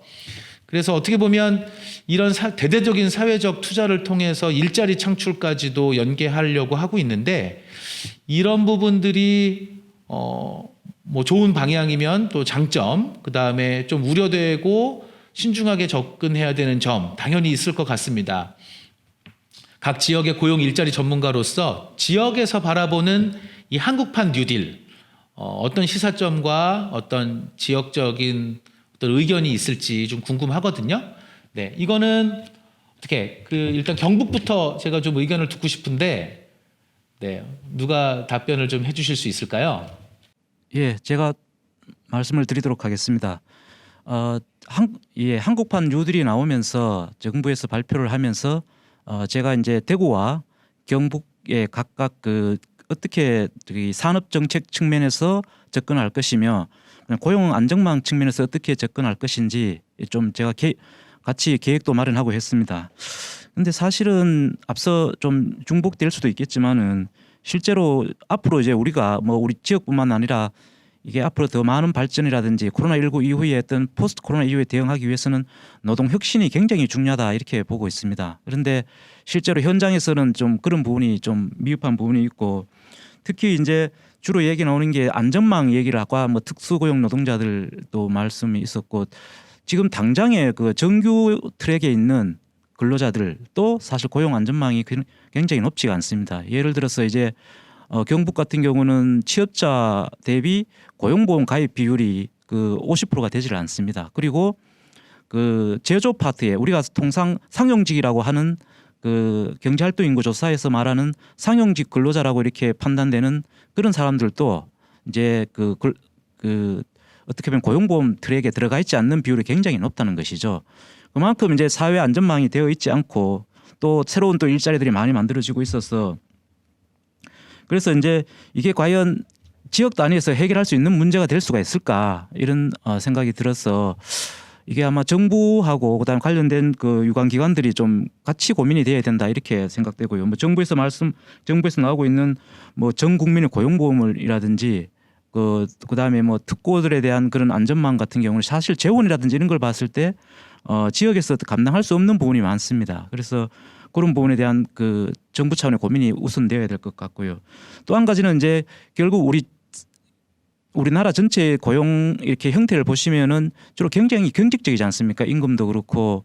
그래서 뭐 고용 유연 안정성에 대해서 얘기가 많이 나오고 있는데, 실제 아까 그 원하청 관계 부분도 그렇고 이런 부분이 어떻게 노사관계 차원에서 합의가 되어서 갈 것인지에 대한 것도 좀 고민이 있어야 될 것 같고, 또 지역형 일자리와 관련해서도 뭐 광주형 일자리가 나왔습니다만 이게 과연 지역 단위에서 지역의 고용 거버넌스를 통해서 이것이 이루어졌느냐라고 봤을 때는 또 그렇지 않다는 것이죠. 그래서 이런 부분에 대한 어떤 지역 단위에서 좀 논의가 될 수 있도록 제대로, 그리고 또 활발한 논의가 되면 이것이 이제 정부 단위에서 좀 받아들일 수 있도록 하는 그런 것이 필요하지 않나 이렇게 보고 있습니다. 네, 말씀 잘 들었습니다. 이게 뭐 결국에는 사회 안전망에 대해서 이제 상당히 중요하게 생각하시는 것 같습니다. 뭐 제가 보더라도 이게 한쪽 측면에서 굉장히 크게 이제 앞으로 나가는 드라이브를 많이 거는 것들도 중요하지만 각 사회, 지역 사회를 비롯해서 이 각각의 영역에서 잘 그걸 따라가 줘야 되는데, 이제 그런 것들 고려가 없으면 분명히 낙오자가 발생하고 지역 간, 도농 간 격차가 아마 심해질 거고, 뭐 이런 우려들도 많이 발생할 것 같습니다. 아무튼 우리 사회가 좀 유연하게 가기 위해서는 속도도 중요하지만 지역적으로 격차가 많이 나지 않게 보조를 맞춰서 가는 것들도 중요하고, 그런 측면에서 뭐 고용 유연성, 안전성, 사회 안전망 등등에 대한 관련된 여러 정책들이 좀 상호보완적으로 잘 갖춰지는 게 필요할 것도 같은데요. 이런 말씀 아마 좀 전해주신 것 같고요. 저희가 지금부터 한 20분 정도 휴식 시간을 갖고요. 지금 저희가 토론하고 있는 중에 시청자 질문들이 몇 개가 접수됐는데 이런 것들 공유드리고 이따 2부 시작하기 전에 잠깐 못다한 얘기 나누고 2부 주제 시작하도록 하겠습니다. 지금부터 20분 동안 잠깐 휴식 시간을 갖도록 하겠습니다. 네, 오늘 또 이제 포스트 코로나 시대 지역산업 주도의 인적자원 개발을 논하다, 이 이제 포럼 시간에 또 2부 순서를 또 시작하도록 하겠습니다. 일부 저희가 화제를 좀 얘기를 하다가 시청자 질문 중에 이제 이런 것들이 있는데 한번 짚어보도록 하겠습니다. 포스트 코로나, 특히 또 4차 산업혁명 시대에 뭐 일과 근로자에게 요구되는 성향 중에서는 자율성이라는 게 있다. 그럼 이 자율성에 기반해서 시대가 변화한다면 직업훈련 영역에서도 역시 자율성이라는 키워드가 변화의 핵심이 될 것으로 판단된다. 시청자분이 그렇게 판단하시는 겁니다. 그리고 현재 구축 중인 훈련 체계의 어떤 변화는 어떤 부분에서 요구되는다. 그래서 여기서 특별한 질문이 NCS라는 어떤 형식, 교육훈련에서 쓰이고 있는 하나의 기제가 자율성이라는 기반 위에서 운영되기에는 좀 취약한 게 아닌가, 이렇게 이제 얘기를 하셨고, NCS는 과연 포스트 코로나 뉴노멀 시대 훈련에도 계속 유지될 수 있겠는가, 만약에 혹시라도 유지된다면 또는 유지되어야 한다면 그 효과적인 활용 방법은 무엇일까, 이렇게 시청자가 질문을 해 주셨습니다. 네, 이 부분에 대해서 우리 한국직업능력개발원의 반가운 박사님 여러 연구들 수행하셨는데요. 답변 좀 부탁드려도 되겠습니까? 네, 말씀드리겠습니다. 4차 산업혁명이 오면 세상의 모든 게 다 4차 산업혁명으로 싹 다 바뀔까요? 그러진 않겠죠. 세상의 변화라는 거는 항상 아무리 급격해 보여도 이제 점진적인 것이고, 과거에 영향을 받는 것이고, 또 항상 기대했던 것만큼 또 그런 빠르게 변하는 것도 사실은 아닙니다. 제가 이제 왜 이 말씀을 드리냐면, 이제 4차 산업혁명 논의가, 활발한 것과 그렇기 때문에 현실적으로 모든 것이 4차 산업혁명 논의가, 4차 산업혁명이 모든 걸 다 지배한다. 이렇지는 않겠죠. 자, 이제 그걸 이제 전제로 하고 좀 말씀을 드리면, 특히 우리나라에서, 상당히 좀 이상하게 들리는데? 어쨌든, 전문직 비율들이 이제 상당히 낮아요. 전문직 비율이 이제 낮다는 얘기는 무슨 얘기냐면, 고숙련, 고스킬 일터의 고숙련자들의 비중이 이제 낮다는 것이고요. 그 얘기는 무슨 얘기냐면 4차 산업혁명에 적용을 받는 그런 어떤 자율과 재량의 어떤 그런 방식의 노동자의 비율이 상대적으로 적다, 이제 이렇게 이제 볼 수 있겠습니다. 따라서 여전히 이제 그 아래 단계의 노동자들에 있어서 NCS는 이제 의미가 있다고 생각하고요. 또 NCS의 단계에서도 제가 정확히 기억을 못하는데 5단계 이상인가는 전문직 관리직으로 되면서 좀 다른 방식으로 이제 적용이 된다고 생각하고, 또 NCS가 스페시픽 스킬만 있는 게 아니고 직업 기초 능력도 사실은 같이 가고 있습니다. 근데 대신 그 부분에 좀 강조 구조가 약한 거죠. 또 형식적으로 운영이 되고 있기도 하고요. 이제 그런 부분들을 잘 이제 고민할 필요가 있고요. 그리고 한 가지 더 첨언해서 말씀드리면 NCSA 스페시픽은 펌 스페시픽이 아니고 아큐페이셔널 스페시픽이에요. 즉 그 직종 내지 그 태스크에 관련된 거기 때문에 어떤 의미에서는 상당히 이제 제너럴한 겁니다. 그리고 그 틀거리를 바탕으로 해서 조금 더 자유롭게 다르게 확장시키고 변형시키는 것은 어떻게 보면 뭐 훈련 기관이라든지 운영하시는 분들이 이제 할 수 있는 거기 때문에 그런 측면에서 뭐 일도 양단으로 NCS는 뭐 앞으로 4차 사면 들어오니까 필요하다 안 하다 이렇게 하기보다는 운영의 묘를 살려서 단계별 또 직업 기초 능력 또 여러 가지 그 아큐페이션 스페시픽 특징들을 고려해서 활용하시면 될 것 같습니다. 네, 답변 고맙습니다. 뭐 좋은 답변 되셨을 거라고 생각이 됩니다. 4차 산업혁명이라고 해서 사회의 전 영역이 한순간에 다 바뀌는 것은 아니다. 이런 거는 우리가 이제 너무 4차 산업혁명으로 정말 세상이 처음부터 끝까지 모두 다 바뀔 것 같지만 일부 영역부터 점진적으로 진행되는 부분들이 분명히 있을 것이고, 그리고 우리가 실제로 이제 활용하는 기술들이나 요구되는 역량도 그렇게 급격한 변화가 있을 것 같지만 그런 것보다는 기초적인 역량이나 이런 부분들도 충분하게 중요하기 때문에 그런 부분에 대해서는 어쨌든 선택적으로 잘 활용할 수 있을 있으면 좋을 것 같다.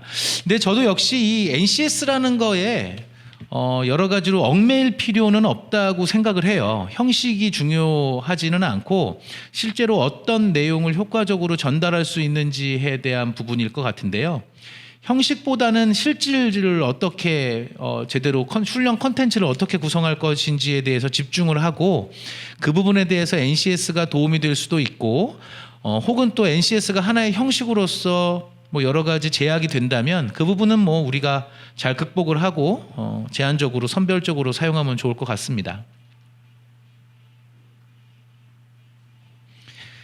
네. 네, 지금 다른 목소리가 안 들어가게 좀 해주시면 좋을 것 같고요. 네, 그럼 이제 우리 주제 2번으로 좀 넘어가 보도록 하겠습니다. 네, 지역 주도형 고용 거버넌스의 효율적 운영을 위한 역할과 과제. 뭐 이렇게 해서 우리가 어쨌든 지역 주도형 고용 거버넌스에 대해서 우리 이번 시간에는 한번 또 여러 가지 토론을 나눠 볼 텐데요. 일단 현재 뭐 우리가 앞서서도 다뤘지만 뉴노멀이 시대적 화두로 떠오르고 있는 시점에서 결국 과거 정부 주도의 정책 추진 체계의 한계가 많이 드러나고 있다. 그래서 특히 민간 영역 그리고 지역 산업계의 참여가 중요하다는 여러 지적이 있습니다. 요거 왜 그럴까요? 왜 정부 주도의 정책보다는 지역과 산업계의 목소리가 중요해지고 민간 영역의 참여가 중요해지는 걸까요? 이 부분을 우리 경북인자위의 최성준 선임위원께서 한번 말씀해 주시면 좋을 것 같습니다. 예, 제 의견을 말씀드리도록 하겠습니다. 경제개발 단계이던 과거에는 정부 주도의 효율적인 정책이 효과가 있지 않았나 그렇게 생각합니다. 하지만 이제는 지역의 다양한 특성에 따라 그것을 반영한 지역 대표적이고 전략적인 산업을 개별적으로 육성할 필요가 있지 않나 그렇게 생각합니다.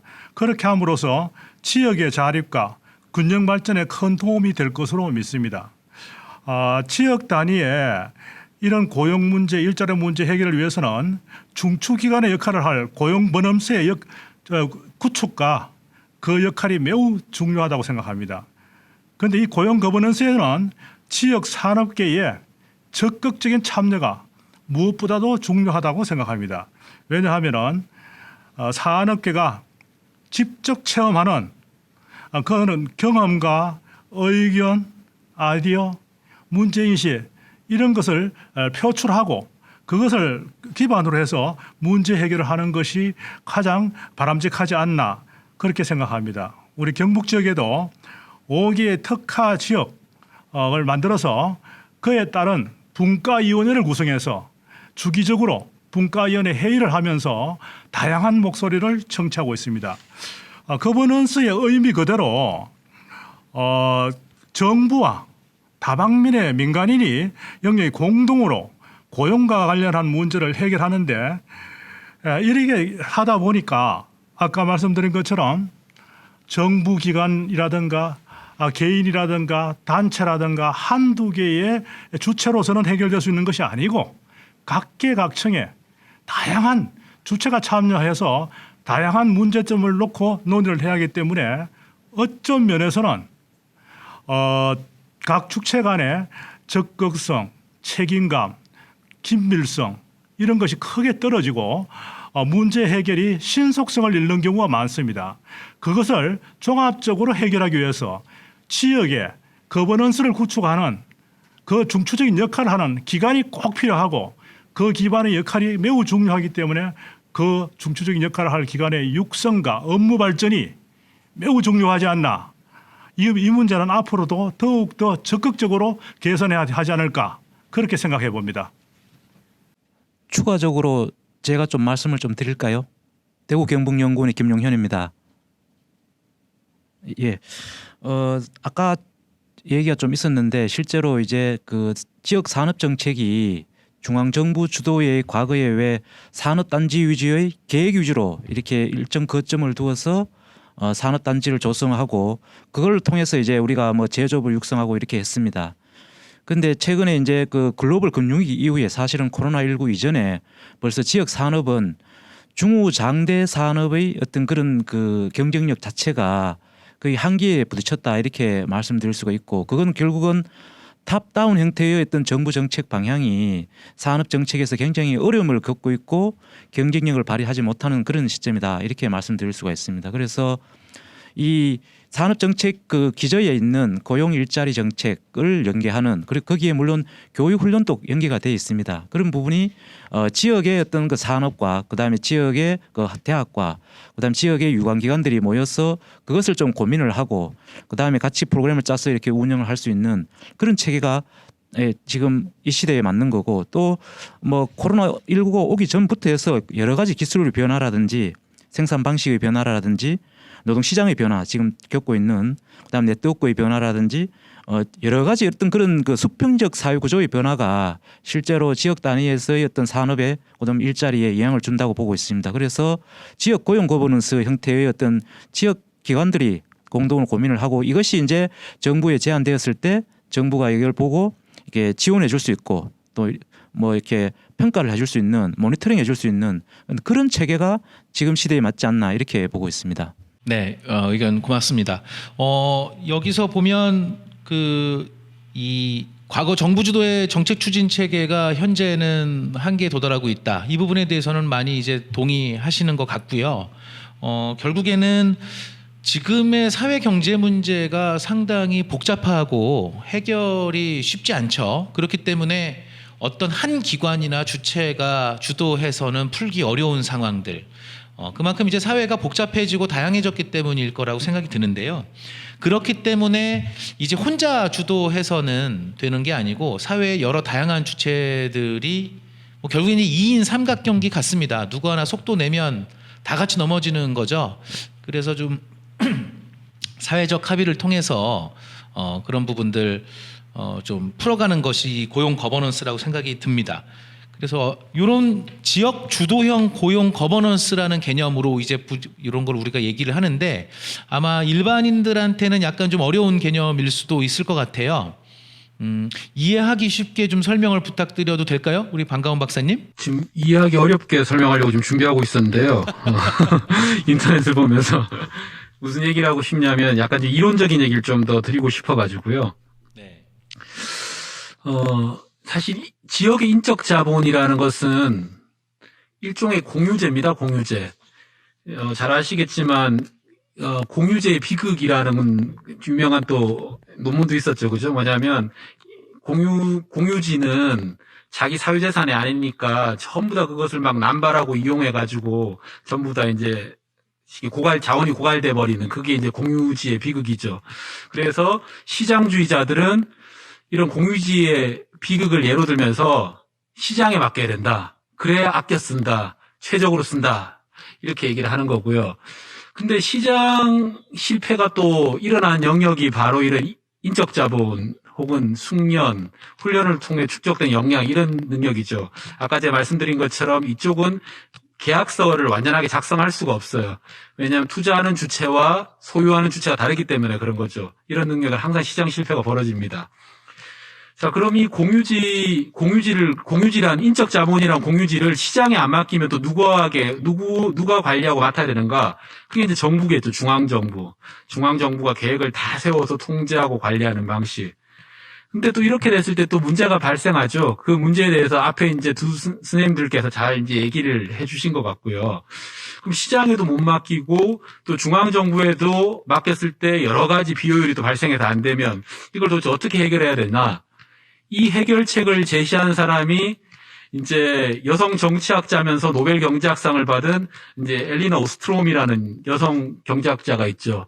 이 사람이 이제 공유지의 비극을 해결하는 방법으로 공동체, 우리 언어로 표현하면 이제 지역이죠. 지역의 공동체의 관리 방식을 통해서 오히려 시장도 못 해내고 국가도 못 해낸 것들을 더 효율적으로 잘 해낼 수 있다라는 걸 엄청나게 많은 사례들을 보여주면서 책도 썼고요. 뭐 여러 연구를 통해 이제 노벨상까지 받았던 거죠. 그쪽에서 핵심 인사이트는 뭐냐면 결국 이 공유지의 자원에 대한 공동체의 관리에서 최대한 더 어떻게 정보를 더 드러내게 할 것인가. 시장이 하는 경우나 국가가 하는 경우보다 지역이 하는 경우가 더 정보가 더 많이 드러난다. 도대체 어떻게 할 것인가. 그 중에 하나가 이제 지금 지역 인자에서 여러 가지 하고 있는 수요조사도 있을 수 있고 상시조사도 있고 등등등 아직 이제 갈 길은 멀지만 그런 시도들이 이제 된 거죠. 그죠? 그렇지만 그것들은 아직 이제 부족한 수준이죠. 더 많은 정보가 유통되게 해야 된다. 그 다음에 모니터링, 상호 감시는 가격에 의한 것도 아니고 국가가 하는 권위에 의한 것도 아니고 호혜성, 상호 모니터링을 통해서 감시 체계가 되게 돼야 합니다. 예컨대 거제 지역에 용접 노동자가 있을 때 대우조선에서 다 뽑아가 버리면 이제 삼성중공업에서 화가 나겠죠, 그죠? 그 인간관계라는 것이 이런 어떤 공유자원을 할 때 가격에 의해서만 살 수 있는 것도 아니고 또 룰에 의해서 통제할 수 있는 것도 아니고 상호 모니터링을 통해서 상호 협의의 신뢰를 통해서 사업주들이 해나갈 수 있는 거죠. 사실 그래서 이런 지역 인자의 모델들이 독일이나 스위스에서 발달한 것들이 다 그런 전통 속에서 이제 나온 거죠. 근데 한국은 그런 전통들이 일천하기 때문에 뭐 여러 가지 통계 기법이라든지 과학적인 거 했지만 그 근본 원인은 뭐냐면 그 지역 공동체 속에서 정보를 어떻게 더 많이 뽑아내고 상호 견제, 상호 호혜성을 가지고 상호 관리할 수 있는가, 그 룰과 틀을 어떻게 만들어낼 수 있는가, 그건 사실 지역마다 다 다릅니다. 그것들은 중앙 사무관이나 과장들보다 지역에 계신 분들이 더 잘 알고 있습니다. 그런 분들을 좀 더 자율성을 가지고 구축해 나가면 어려운 길이지만 또 시간이 걸리는 길이지만 그렇게 해 나가야 된다, 이렇게 말씀드릴 수 있을 것 같습니다. 저도 한 말씀 드릴까요? 예. 예, 제가 이 충남인적자원개발위원회 선임위원으로 된 지 한 두세 달 지났어요. 그리고 이제 이와 관련된 여러 가지 일들을 해보는 와중에 이 고용 거버넌스에 대한 문제를 한번 우리 반 박사님도 좋은 말씀 하셨지만 여러 가지 참고문헌도 보니까 좋은 말씀도 좀 많이 써있고 우리가 보고 학습할 일도 많은데 제가 보기에는 현실적인 문제에서 그 지역 산업계라든가 민간 영역 이런 영역들이 참여를 하고 있더라고요. 그 고용 거버넌스에 노서민장협의회가 있고 그들 참여 주체 간의 이해를 나름대로 도지사나 기초자치단체장들이 주재를 해서 해결하려고 노력들을 하고 있더라고요. 다만 일반인들이 이걸 어떻게 듣고 이해하고 참고해서 참여하느냐 하는 문제는 홍보 문제인 것 같아요. 그 이니셔티브한 정책은 중앙정부로 주도로 하되 거기 아까도 뉴노멀이란 말도 나왔지만 새로운 용어나 정의가 이니셔티브한 정책에서 정의 내려지면 그것이 지역에 전달되는 과정에 인터페이스가 있어야 되는데 그게 지역 인자에서 하는 일인지 아니면 니삼정 협의회에서 잘 협의하고 논의돼서 일반인들에게 전달되는 과정에 어떤 그 유연한 프로세스가 있어야 되는데, 협의회나 거버넌스는 구축해 놓고 톱다운 방식의 정책만 수행하다 보니까 과제 중심의 사업이 돼버렸더라고요. 그래서 제가 보기에는 거버넌스라고 하면 거버넌스의 기본적인 정의와 책무를 진행하면서 거기에 참여된 주체들 간의 이해를 서로 설득하고 논의해서 그 중앙정책이 지역에 잘 스며들게끔 노력한다면 그 와중에 참여하는 일반인들도 이해할 수 있을 것 같아요.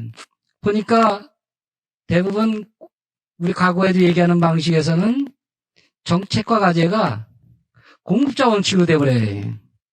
결국은 이것도 공급자 원칙으로 되면 수요자는 모르고 지나갈 수 있는 경우가 많죠.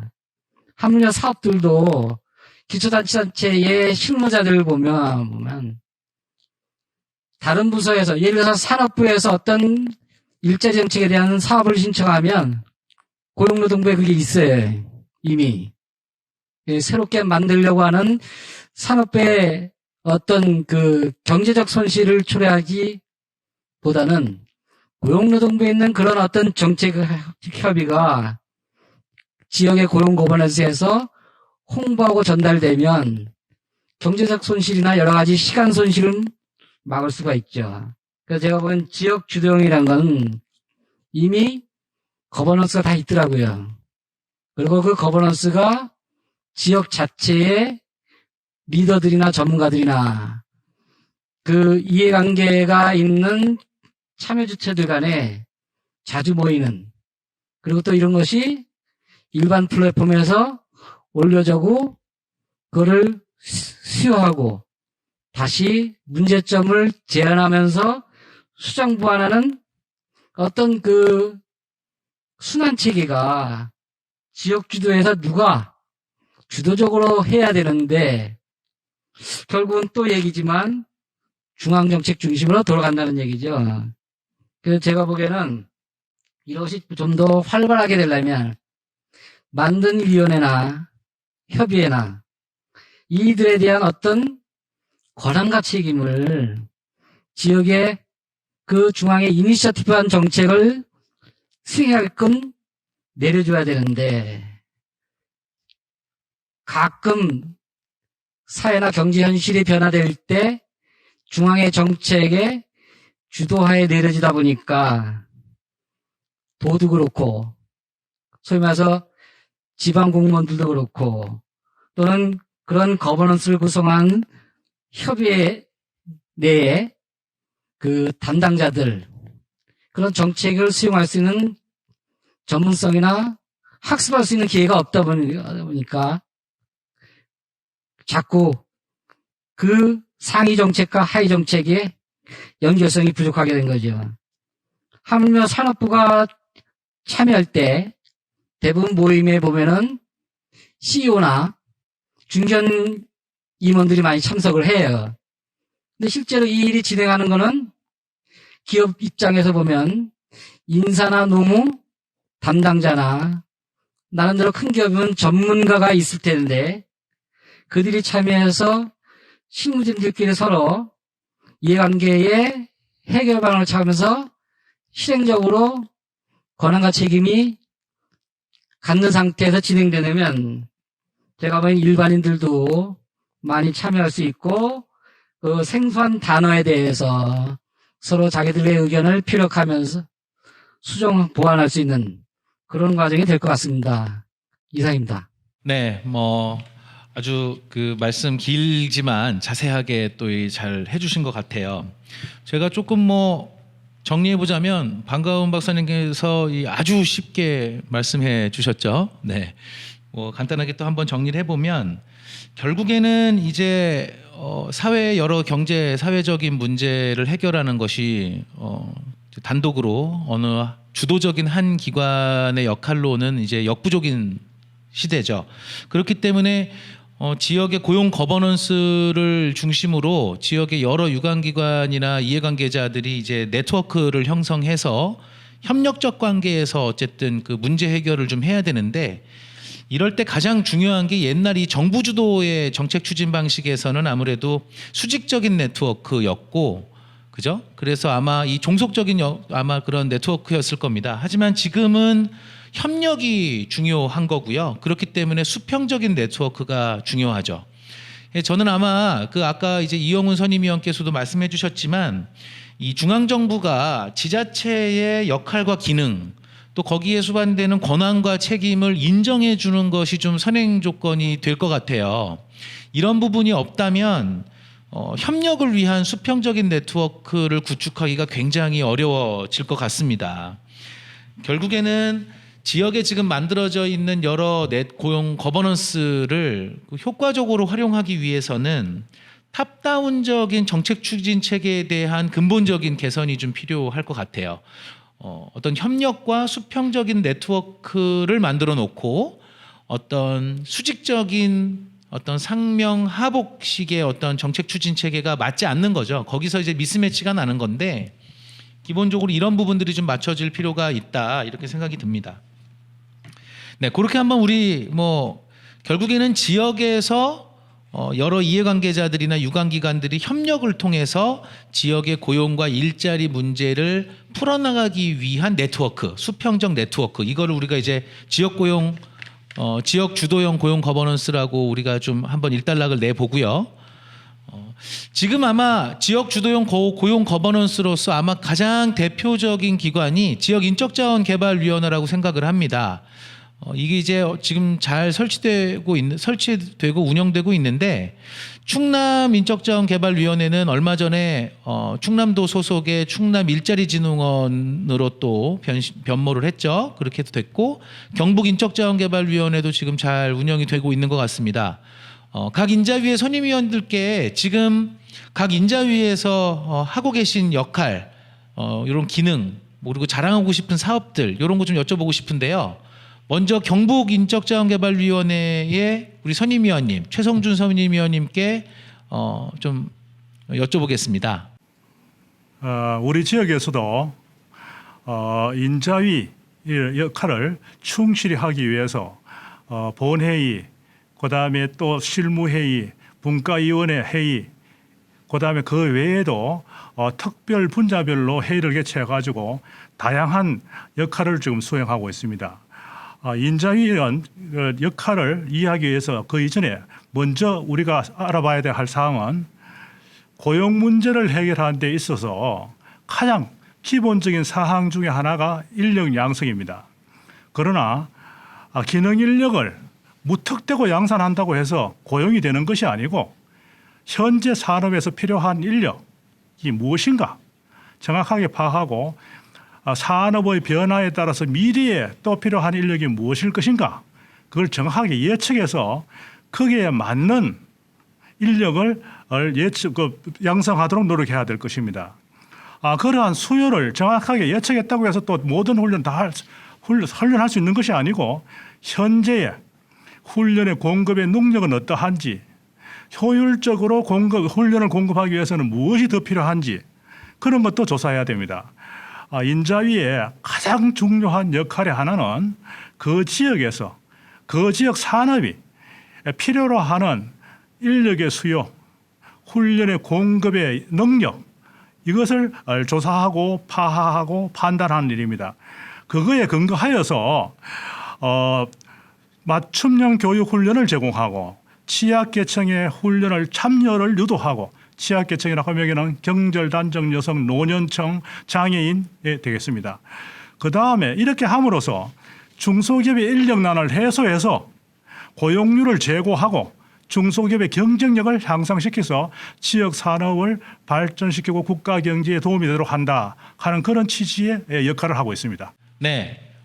충남인적자원개발위원회도 아마 지금 이제 굉장히 바쁜 시간들을 보내고 계실 것 같은데, 현재 어떤 역할을 하고 계시고, 또 대표적인 또 이 사업들 또 뭐가 있으신지 소개를 좀 부탁드려도 될까요? 우선 앞서 나 박사님께서 말씀하셨듯이 저희 충남 인적자원개발위원회는 최근에 충남의 전략적 인식에 의해서 충남 일자리 진흥원을 설립하고 거기에 이제 통합적 구조로 모든 일자리 관련돼서 일들을 진행하고 있습니다.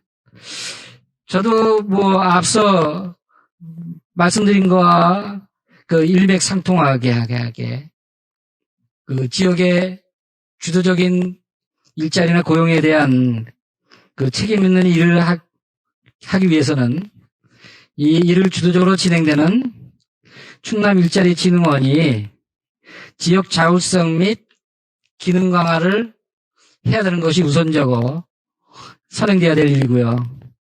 그 다음에는 지역 맞춤형 고용 서비스 이런 것들이 다양하게 진행이 되고 있습니다.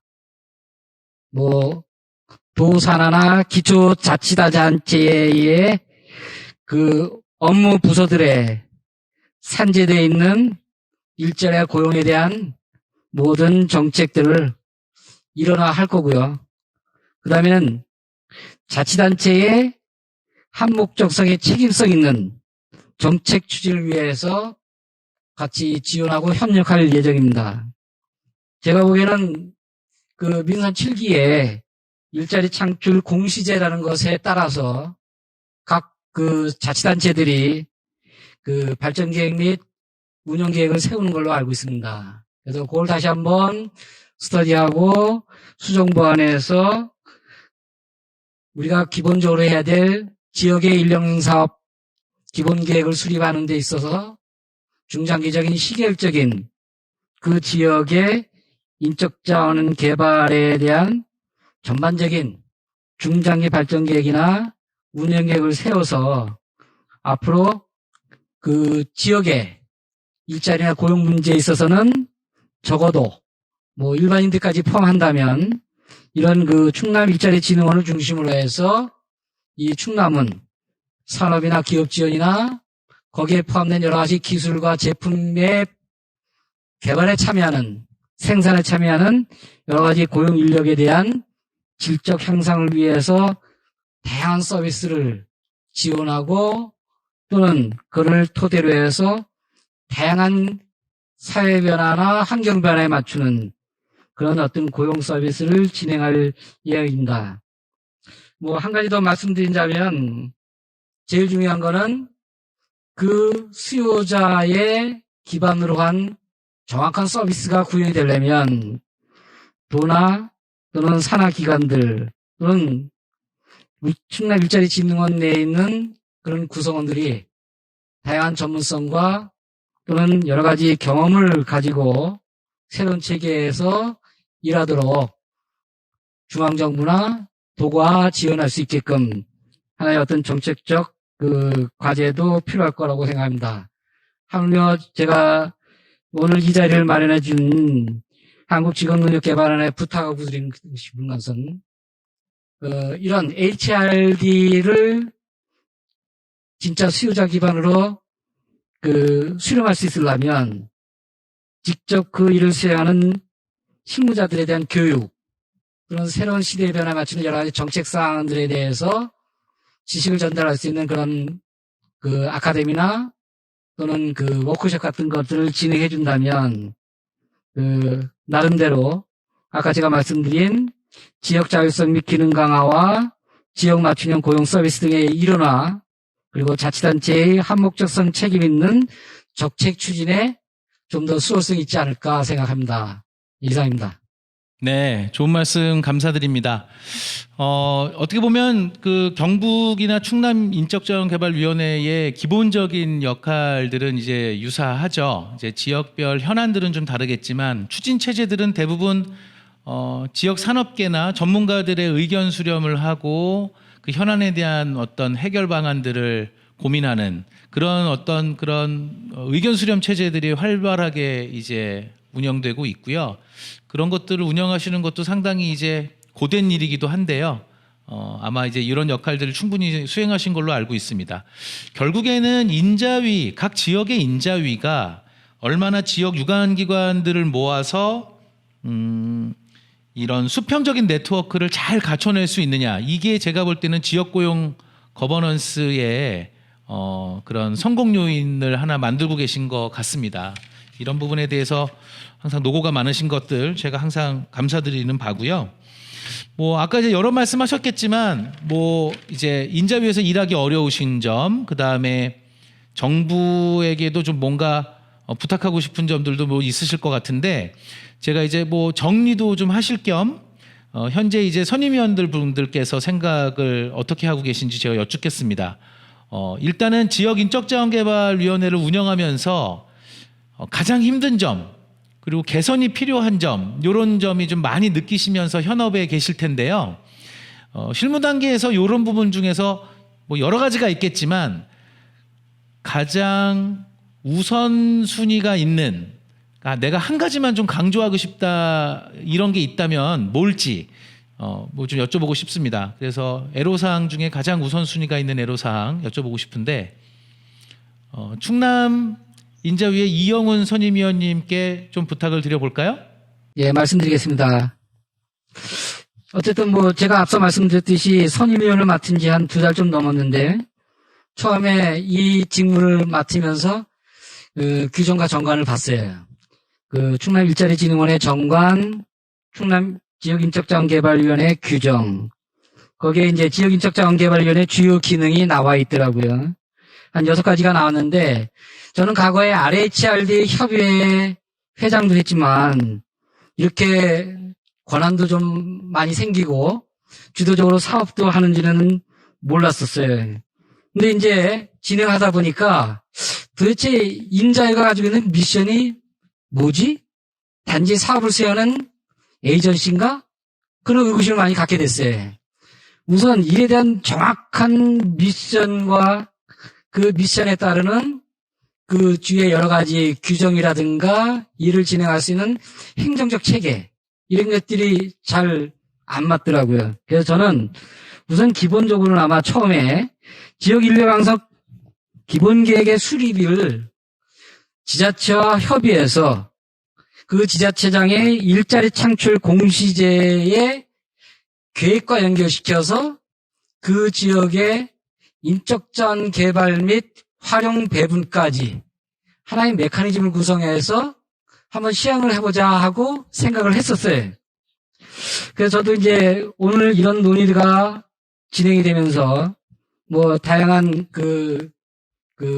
참여 이해 당사자들이 이 얘기를 듣는다면, 어쨌든 중앙정부가 됐든 지자체가 됐든 하나의 기구를 만들고 기구에다가 과제를 맡겼다면, 누누이 얘기 드리지만 정확한 미션과 계획과 그 실행에 따른 한목적성의 프로세스, 그리고 그 결과에 대해서 책임 있는 모니터링과 성과 평가를 해서 다시 그 지역에 맞는 그 정책 과제로서 피드백 될 수 있는 이런 메커니즘을 누군가가 제대로 논의를 해서 한번 제시했으면 좋겠어요. 어쨌든 지역인적자원개발위원회가 고용노동부 산하의 고용거버넌스라면 뭐 고용노동부의 어떤 의견도 들어야겠지만, 계속 이 논의에 대해서는 전인 선임위원 얘기도 들어보니까 한번 수정보완은 해야 될 사항이라고 하더라고요. 그래서 다시 한번 말씀드리자면, 지역인적자원개발위원회의 정확한 정체성, 그 정체성에 따른 권한과 책임, 그리고 그 권한과 책임을 자율적으로 지역 현안에 맞춰서 지역의 인재 개발과 활용 배분할 수 있는 정확한 메커니즘을 운용할 수 있는 그런 권한을 좀 주셨으면 하는 바람이 있습니다. 이상입니다. 네, 이영훈 선임위원님 말씀 감사합니다. 우리 경북의 최성준 선임위원께서도 경북 지역에서 아마 고용 거버넌스를 운영하시면서 여러 가지 또 애로사항이 있으실 것도 같은데, 어떤 부분이 좀 가장 뭐 어려움을 느끼시는지, 그리고 어떤 개선이 좀 필요한지 또 의견을 한번 여쭤보겠습니다. 예, 간략하게 말씀드리겠습니다. 고용이 최고의 복지라는 말이 있습니다. 이처럼 일자리는 현실에서 가장 가치 있는 일이지만 앞에서도 여러 차례 언급된 바와 같이 그 고용의 실현은 정부도 그 누구도 개별적으로 이룩할 수는 없는 일입니다. 지역의 모든 기관, 단체, 학교, 기업 모두가 적극적으로 참여하여 문제를 해결해야 되는데 그 중추적인 역할을 인자위가 하고 있습니다. 그래서 관계되시는 분들은 인자위에 적극적으로 참여하시고 협조해 줄 것을 부탁드리고, 두 번째로 가장 일자리의 기초가 되는 부분은 인력 수요 조사입니다. 인력 수요 조사는 기업에서 정직하게 진실되게 그 내용을 알려줘야만 하는데 업무 형편상 이를 기피하거나 소홀하게 생각하는 경우가 있는데 적극적으로 진실된 내용을 말씀해 주실 것을 부탁드립니다. 마지막으로 인자위가 많은 비용과 시간과 노력을 들여서 산출해내는 인력에 관계되는 이러한 자료들을 관계기관, 학교, 기업에서 이를 적극적으로 활용하시고 이에 기반하여 모든 활동을 해 주실 것을 부탁드립니다. 이상입니다. 네, 말씀 감사합니다. 역시 지역에서 고용 거버넌스로서 제대로 역할을 하기 위한 전제 조건과 이런 또 앞으로의 과제들을 잘 정리해 주셨습니다. 참 감사드리고요.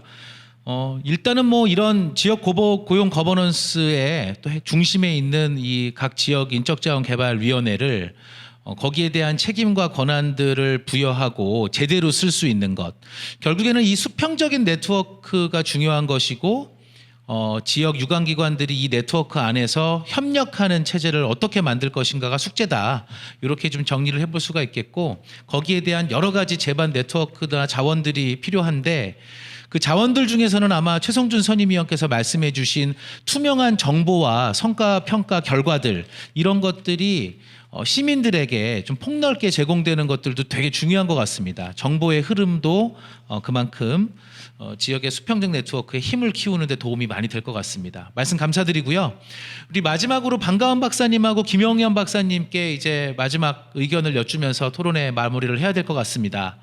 우리가 이렇게 중요하다고 얘기하는 지역 고용 거버넌스가 있는데요. 이런 것들이 우리나라에 좀 생소하지만 성공적으로 정착 운영되기 위해서 정부나 지자체, 그다음에 지역 산업계의 전문가로서 좀 조언을 해주신다면 어떤 게 있으신지 간단하게 의견 제가 여쭙겠습니다. 예, 제가 지난 한 5년간 쭉 해왔던 조언들을 다시 또 이제 반복을 하면 될 것 같습니다. 그 중에 이제 일부는 어느 정도 된 게 있고 일부는 여전히 이제 미흡한데, 모든 것이 이제 어렵게 보면 다 어렵죠. 다 안 되는 이유들은 수없이 많죠, 사실은. 그죠? 그렇지만 제가 이렇게 쭉 봤을 때 제일 핵심은 그 지역 인자위에서 일하는 그 담당자들의 역량 축적입니다. 그 지역의 인적 자원을 축적하기 위해서는 그 지역 인자위 담당자의 인적 자원부터 확실히 축적을 해야 된다라는 거고요. 아마 잘 아시겠지만 지역 인자위 처음에 출범할 때 그 담당하시는 분들이 다 비정규직이었어요, 그 당시에는. 그러면서 사실은 이게 누적이 안 되는 거죠, 그 역량들이. 우리가 이제 중앙에 있는 이 업무를 지역으로 넘길 때는 지역에서 더 많은 정보를 습득할 수 있고 더 잘 강화할 수 있을 거라는 그 가정하에 이제 이렇게 한 거거든요. 그게 아니면 사실 중앙에서 규모의 경제로 모아서 한꺼번에 하는 게 훨씬 더 낫죠. 근데 그거보다 더 많은 정보를 얻을 수 있고 강화할 수 있고 분석해낼 수 있을 거라는 그 믿음이 있었기 때문에 그 가정으로부터 간 건데, 결국 그것도 다 사람들이 하는 거죠. 그죠? 그러면 상당히 전문성을 가진 사람이 전문성을 축적하면서 그 축적의 결과로부터 또 분석을 해내고, 그러기 위해서는 고용도 안정돼야 되고, 근속도 보장해야 되고, 급여 수준에 이런 것들도 충분히 내가 동기부여될 수 있을 만큼 또 가야 되는 것이고요. 그 외에도 여러 가지 홍보나 여러 가지 분석 업무들이, 잡다한 업무들이 많아요. 그렇지만 그런 걸로부터 어느 정도 좀 해방시켜서 자기 역량을 축적하고 분석하고 지역 노동시장을 제대로 훈련과 연결시 분석할 수 있는 그런 환경을 특히 이제 조성해야 됩니다. 이게 그런 측면에서도 반드시 훈련 참여율을 막 늘리는 이런 식으로 가기보다는, 그래도 취업률을 막 늘리는 그런 쪽으로 가기보다는 조금 더 이제 그 지역 노동시장을 분석하고 해석해낼 수 있는 능력을 쉽지 않죠. 다 제가 이 말씀드리면 너무 이상적이라고 생각하고 다 또 현실을 모른다고 얘기하실 수 있는데, 제가 현실 잘 압니다. 알기 때문에 오히려 이제 이런 얘기를 말씀드리는 거고, 그런 측면에서 직능원도 노력을 해야 되고요. 노동부도 같이 이제 이 상황들을 영향을 어떻게 그 지역 인자의 사람들의 영향을 축적시키고 그런 일을 해낼 수 있는 그 기관으로, 강한 기관으로 만들어낼 수 있을까, 이런 고민들을 같이 해나갔으면 합니다. 네, 제가 좀 말씀을 드리겠습니다. 앞서 두 선임 위원님들께서 말씀을 하셔서 애로사항에 대해서 말씀하셨고, 또 박사님 말씀 있어서 뭐 비슷한 겁니다만은, 지금 그 지역 인적 자원 개발 관련해서 고용 거버넌스가 실제로 보면은 지역 단위에서 그 지금 그 인자위가 사실 역할을 제대로 그러니까 그거를 이제 고용부 사업으로 인식이 되어서, 예를 들어 지방 행정은 거의 종합 행정이라고 봤을 때 좀 고용부 사업을 받아서 이렇게 진행하는 걸로 이렇게 다 인식이 되고 있어서 약간의 그게 이제 전체를 아우를 수 없는 그런 부분이 있는 것 같습니다. 그래서 지역 단위에서 사실은 다양하게 존재하고 있는 거버넌스 자체를 일단은 뭐 이렇게 통합해서 운영할 필요가 있다, 이렇게 말씀드릴 수가 있고, 또 한 가지는 이게 그 지역 노동 시장 자체가 사실은 행정 경계하고도 같이 일치하는 부분도 있지만 그렇지 않는 부분이 있습니다. 예를 들어서 우리 구미 같은 경우는 우리 대구에서 출퇴근하는 그 많은 그 근로자들이 많고, 이렇게 노동 시장 자체가 같이 구성되어 있는데 어떤 행정 단위로 이 경계를 구분해서 이 사업을 하다 보니까 그 성과가 사실은 그렇게 크게 나타나지 않고 좀 이게 그 어려운 부분이 많습니다. 그래서 그런 부분을 좀 타개할 수 있는 대책도 필요하다, 이렇게 보고요. 또 한 가지는 실제 우리가 그 지역형 일자리 요즘 얘기가 많이 나오고 있는데, 큰 예를 들어 뭐 강주형이든지 구미형이든지 이런 큰 일자리에 대한 어떤 뭐 투자 유치형 일자리 개념보다는 지역에서 조그맣게 지역 유관기관들이, 그러니까 산학연구관들이 참여해서 일자리를 만들어갈 수 있는 그 모델을 좀 이렇게 구축하고, 그거에 대한 그 인적 자원의 양성 활용 배분 체계가 이루어지고, 지자체와 그다음 정부가 이제 지원해 줄 수 있는 작지만 강한 일자리를 만들어낼 수 있는 그런 지원 체계, 그런 어떤 시범 사업 혹은 사례를 많이 만드는 것이 결국은 그 지역 인적 자원 개발 위원회의 어떤 그런 사업들이 성공할 수 있는 계기가 되지 않을까, 이렇게 보고 있고요. 그리고 또 한 가지는 이제 주체들 간의 어떤 신뢰 회복, 신뢰를 가지고 이제 같이 참여해서 성과를 낼 수 있도록 하는 그런 것이 바람직하지 않나, 이렇게 보고 있습니다. 네, 말씀 감사합니다. 오늘 또 이제 긴 시간 동안 우리 좋은 얘기 많이 들어봤는데요. 마지막에 이제 김용현 박사님과 방가은 박사님 좋은 이야기로 마무리해 주셔서 정말 감사드립니다. 아까 저는 이제 김용현 박사님 말씀하신 것 중에서 우리 행정구역 체제에 또 기반한 이런 그 고용 거버넌스는 저도 이거 근본적으로 좀 한번 점검은 필요하다고 생각이 들어요. 우리가 이제 다른 지역의 뭐 지역산업 맞춤형 일자리 정책인가요? 뭐 이런 부분들을 좀 그 사례를 살펴봐도 일자리 특성이 경제적 특성에 또 기인을 해서 하기 때문에 행정적 구분에 연연하지 않고 이런 고용 거버넌스는 새로운 지역 구분을 좀 하는 사례들이 많더라고요. 어떻게 보면 행정은 껍데기인데 지역 고용 거버넌스, 일자리나 뭐 인적 자본에 대한 투자, 이런 부분들은 또 그런 특색을 비슷하게 보이는 어떤 그 새로운 구분과 영역 지정이 좀 필요하지 않나, 이런 생각도 조금 이제 해보게 됩니다. 그리고 아까 방가은 박사님 지적해 주셨지만 이 부분들은 아마 우리 정부의 고용노동부나 지자체에서 좀 귀담아 들으셔야 될 것 같아요. 이렇게 중요한 고용 거버넌스를 어떤 비정규의 일자리나 어떤 그 인재들이 머무를 수 없는 일자리로 만들어서는 이런 중요한 거버넌스의 조직을 완성되기는 어렵다. 조직의 안정도 중요하고 그래야지만 인적 자본이 축적되는 것이기 때문에 그렇죠. 예. 그래서 아마 두 분 박사님들의 어떤 이런 제안들을 아마 좀 귀담아서 듣고 전달을 해드려야 될 것 같습니다. 네, 아무튼 우리 경북의 김용현 최성준, 김용현 박사님, 최성준 선임위원님 감사드립니다. 그리고 충남의 이영훈 선임위원님, 반가운 박사님 토론 참여 감사드립니다. 좋은 말씀. 네, 이렇게 저희 포스트 코로나 시대의 지역산업 주도의 인적자원 개발을 논하다 포럼 시간을 가져봤는데요. 네, 뭐 어쨌든 새로운 방식으로 좀 진행된 만큼 좀 중간에 미숙한 점도 있었는데 너그럽게 봐주시기를 부탁드리고요. 앞으로도 이제 이런 류의 논의를 활발하게 갖는 방식으로 저희가 좀 더 좋은 방법으로 한번 다른 또 심층적인 주제를 한번 다뤄보도록 하겠습니다. 네, 아무쪼록 긴 시간 동안 시청해 주시고 참여해 주신 토론자분들과 시청자분들께 감사드리고요.